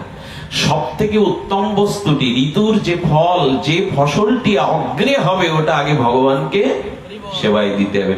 গোবিন্দকে শয়ন দেন তো আপনারা? ঠাকুর ঘরে যে ঠাকুর দাঁড় করিয়ে রাখে, রাত্রে তাকে প্রণয় পুষ্টি সেবা চায়। আজ বাড়িতে ভাগবত পাঠ হবে, বৈষ্ণববৃন্দ আসবে, আজ বিগ্রহকে সুন্দর করে সাজালাম। ওইটা কি বিগ্রহের সুখের জন্য সাজালাম না দর্শকদের মাতানোর জন্য সাজালাম? খবরদার, এইসব বুদ্ধি যেন না আসে। আজ বাড়ি অনুষ্ঠান, ভক্তবৃন্দ এসে আমার ঠাকুর ঘরে আমার বিগ্রহ দেখবে, তাই বাক্স থেকে জমানো সেই সুন্দর জিনিস অলংকার গুলো সাজালাম দর্শকের মনোরঞ্জনের জন্য, গোবিন্দ সুখের জন্য না। মাঝে মাঝে যারা বিগ্রহ সেবা করেন, ঠাকুরকে একটু ভোগ লাগিয়ে সুন্দর শৃঙ্গার করে আর পোশাক পরিয়ে জিজ্ঞাসা করেছেন যে আমি যে এত করে সাজালাম, আমি যে তোমাকে সুন্দর পোশাকে সজ্জিত করলাম, পুষ্পমালা দিলাম, তুমি গ্রহণ করেছো ঠাকুর? একথা জিজ্ঞাসা করেন। বিগ্রহকে করতে হয়। যদি উত্তর না পান তাহলে জানবেন আপনার সেবা এতদিন ঠিক হয়নি। তাহলে উত্তর কি পাওয়া যাবে? উনি তো মৌন, বিগ্রহ তো কথা বলে না। বলে কথা না বললেও বোবাও কিছু বলে, ইঙ্গিতে বোবাও কিছু বলেও বোঝা যায়। তো গোবিন্দ তো বোবা না, আর তিনি মুখ বুজে থাকলেও যেদিন সেবাটা ঠিক তার সুখের জন্য পর্যবেক্ষণ হবে, সেদিন জিজ্ঞাসা করলে উত্তর পাবেন। গোবিন্দের ঠোঁটের কোণে হাসি লেগে থাকবে, সেই দিন আপনিও হাসবেন, সেই হাসিতে বুঝবেন আপনার সেবাটা আজ তিনি গ্রহণ করেছেন। আমাদের এই আশাশনীতে এসেছিলেন বিশ্ববন্দিত পাবন পদরেণু ছিল মুরারি মোহন দাস বাবাজি মহারাজ। উনি তখন দীক্ষা দিচ্ছেন, এই অভাগাকে বড় ভালোবাসতেন। নিতাই বলছে প্রভু ভেতরে, আমি গেলাম, আমি যাওয়ার পরে বাবা বলছে বিল্ল তুমি আমার পাশে বসো। আর আমাকে পাশে বসিয়ে উনি দীক্ষা দিচ্ছেন, কাউকে হরিনাম দিচ্ছেন। হঠাৎ করে আমাদের কেশিঘাট থেকে আর সুবল দাদাজি মোবাইল করেছে, মুরারি মোহনের 64 ভোগের আরতি হচ্ছে। উনি করছেন কি আনন্দে, ওনার চোখ দুটো বিস্ফোরিত হয়ে গেছে। মোবাইলে মুরারি মোহন কেশিঘাটের দিকে ওনার নিজেরই বিগ্রহ, সেবিত বিগ্রহ দেখে পরমানন্দে বিস্ফোরিত নেত্রে স্থারক চিত্তে আমাকে দেখে বিল্লমঙ্গল দেখো এদিকে এসো, আমাকে দেখি বলছে এই দেখো মুরারি মোহন কেমন হাসছে, এই দেখো মুরারি মোহন কেমন হাসছে, রাধারানী কেমন, উনি যেন দেখছেন, উৎফুল্ল হয়ে যাচ্ছেন। আমি দাঁড়িয়ে দাঁড়িয়ে ভাবছি এরা কোন জগতে? এরা রাধারানীর হাসি দেখছেন, এরা বিগ্রহের প্রসন্নত বদন দেখছেন, এরা ওই রাজ্যেই তো লীন হয়ে আছে তার সুখের জন্য। এই জন্য একটু বিগ্রহ সেবা, একটু হরিনাম যখন করবেন, সেই হরিনাম করতে করতে দেখবেন তিনি প্রসন্ন হচ্ছেন। তো কারণ লীলা চিন্তা করে হরিনাম করতে হবে। আমরা হরিনাম করি বটে, কিন্তু লীলা চিন্তা। কুঞ্জ মন্দিরের যুগল মাধব দাঁড়িয়ে আছে সখী পরিবেষ্টিত, আমি নামের মধ্যে দিয়ে ওই কুঞ্জে চলে গেছি। তবে সদ্গুরুর কৃপা চাই, এগুলি জানা চাই বিশুদ্ধ ভক্তের দ্বারা। ওই মন্দিরের দুয়ারে ললিতা বিশাখার পেছনে আমিও সখী রূপে দাঁড়িয়েছি, আমিও গোবিন্দকে বিজন করছি, পাখা দিয়ে বাতাস করছি, বা মালা গেতে আমি ললিতা বিশাখার হাতে দিচ্ছি যাতে রাধা মাধবের চরণে দেয়। এইসব লীলা ভাবনা গুলো স্মরণ করে যদি জপ করা যায়, তবে যশটা প্রণয় পুষ্টি হয়, খুব সুখ হয়। আলু পটল কিনতে কিনতে, গল্প গেছতে গেছতে, আর টিভি দেখতে দেখতে যে মালা যাবে, কত দূর এগোতে পারবেন আমার জানা নেই। গুরুদেব বলে দিয়েছে 16 মালা টানো, এখন কাশির মতো টানি। আবার তাকায় কটা দানা থাকলো, সাক্ষী মালায় কটা। গুরুদেব যেন একটা দায়ভার দিয়েছেন 16 মালা জপ করো, এখন ওটা টিভি দেখতে দেখতেই সেরে নি। এদিকেও চলুক, এইসব দুর্বুদ্ধিগুলো না ত্যাগ করলে ভজন গোষ্ঠী হবে না। টিভি দেখতে দেখতে হরিনাম, হ্যাঁ, ওদিকেও চলুক এদিকেও চলুক, 2 in 1 3 in 1 চলুক, এইগুলো উচিত না।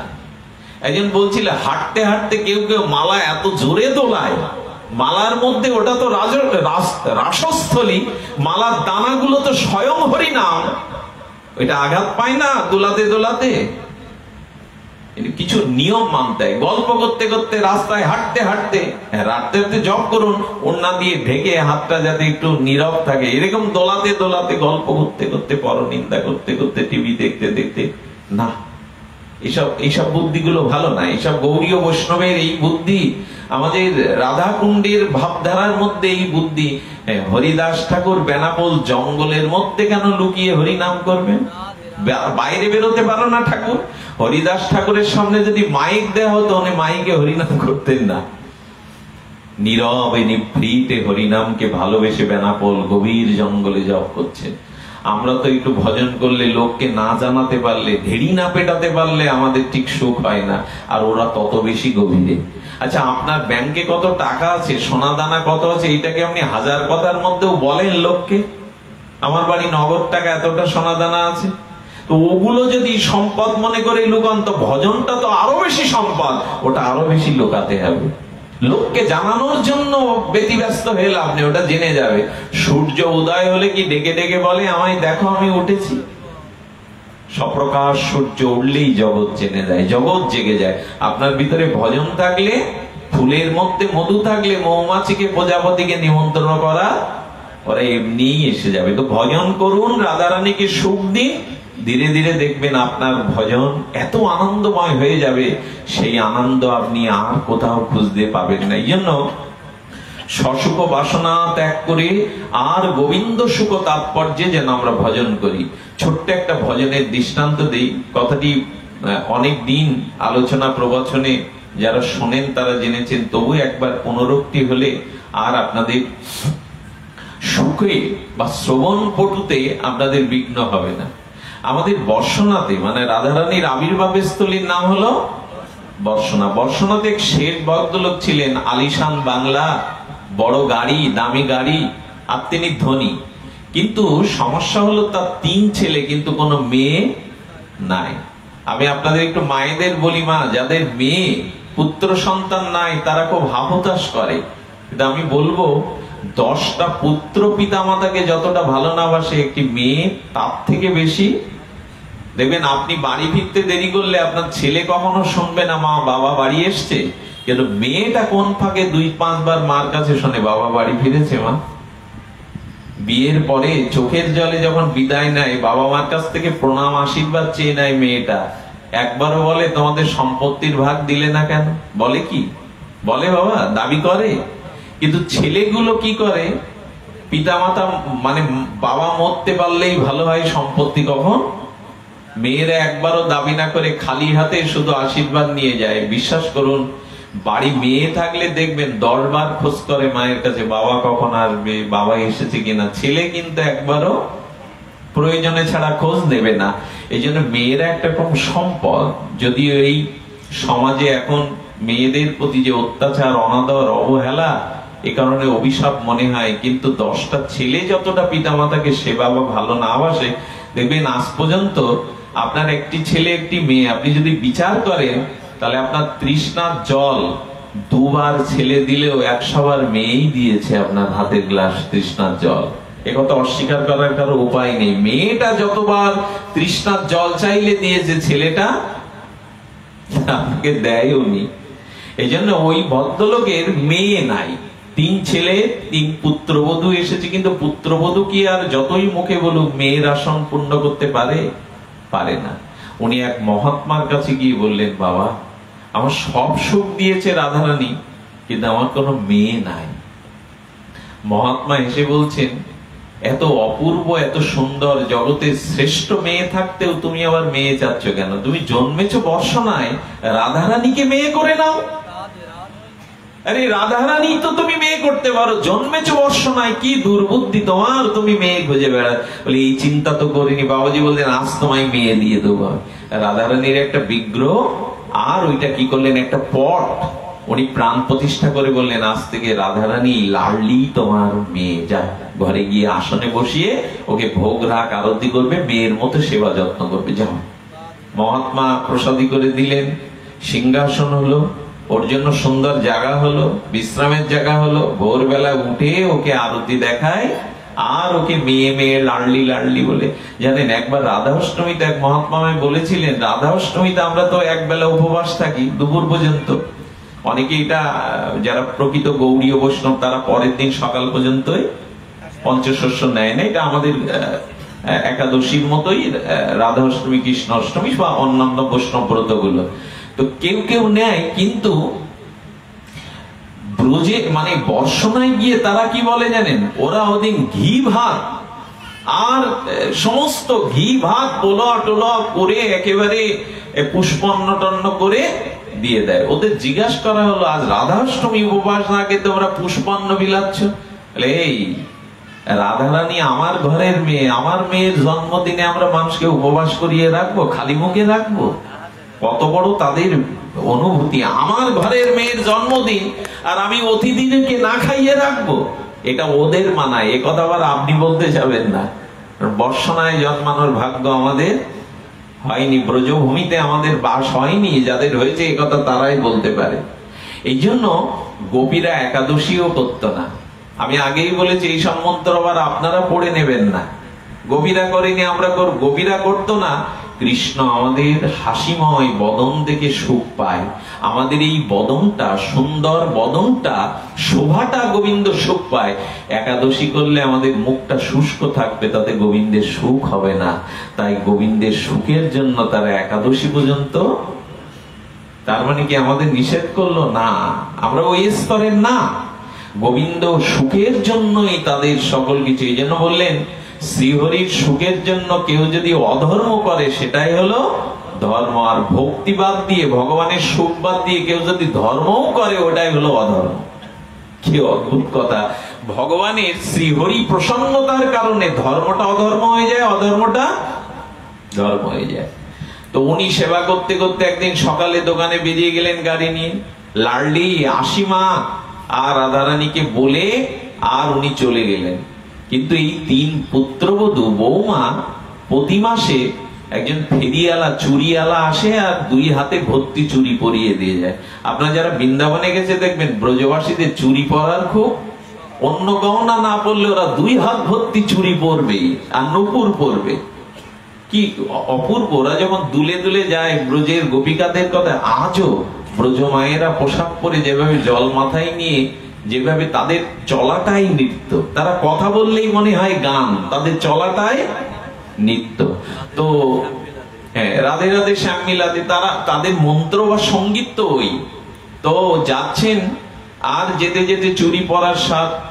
আর যখন ফেরিওয়ালা আসছে, 3 বৌমা আর ব্রজবাসীদের ঘোমটা দেওয়া থাকে বুক পর্যন্ত, মুখ দেখায় না, আর 2 হাতে 3 বৌমা চুরি পরে যেই চলে যাচ্ছে, রাধারানী চিন্তা করলো, আমিও তো এই ঘরের মেয়ে, বাবা তো আমাকে মেয়ে রূপেই বসিয়েছে, তা আমি যদি চুরি পরি।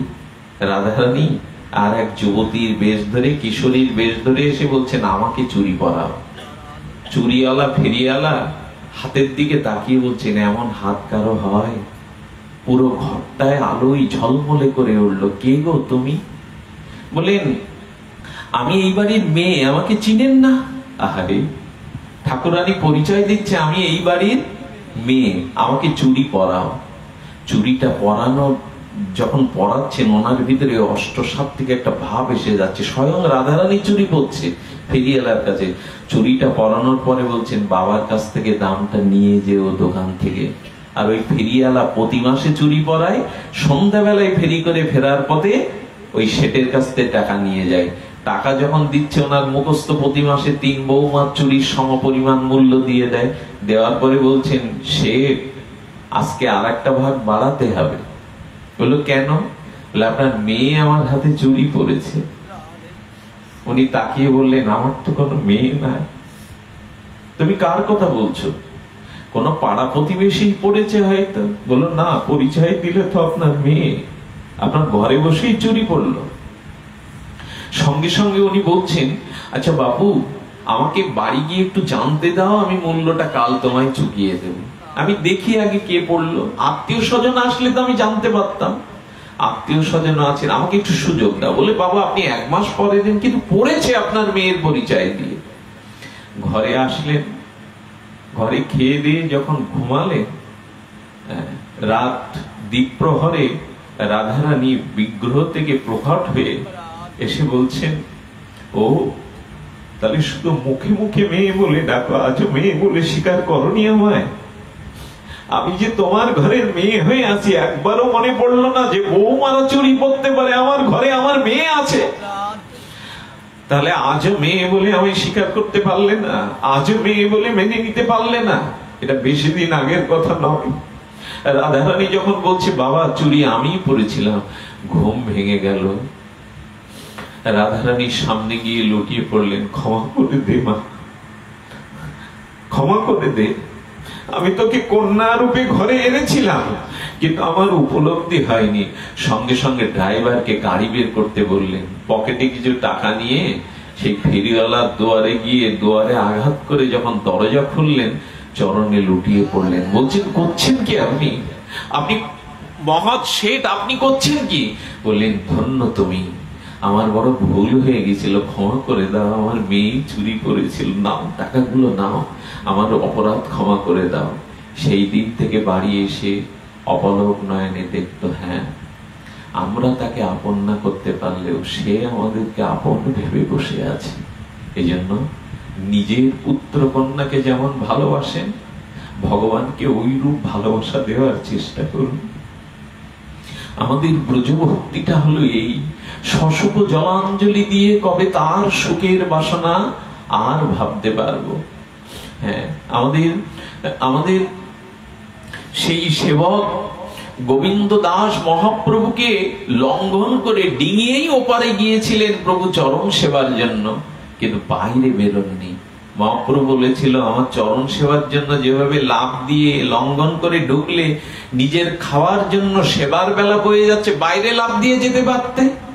বলেছিল প্রভু তোমার চরণ সেবার জন্য আমি মহাপাপ করে নরকে যেতে রাজি আছি, শুধু তোমার চরণ সেবার জন্য, কিন্তু নিজের পেটের চিন্তায় কখনো তোমাকে লঙ্ঘন করতে এই দুর্বুদ্ধি যেন না হয়।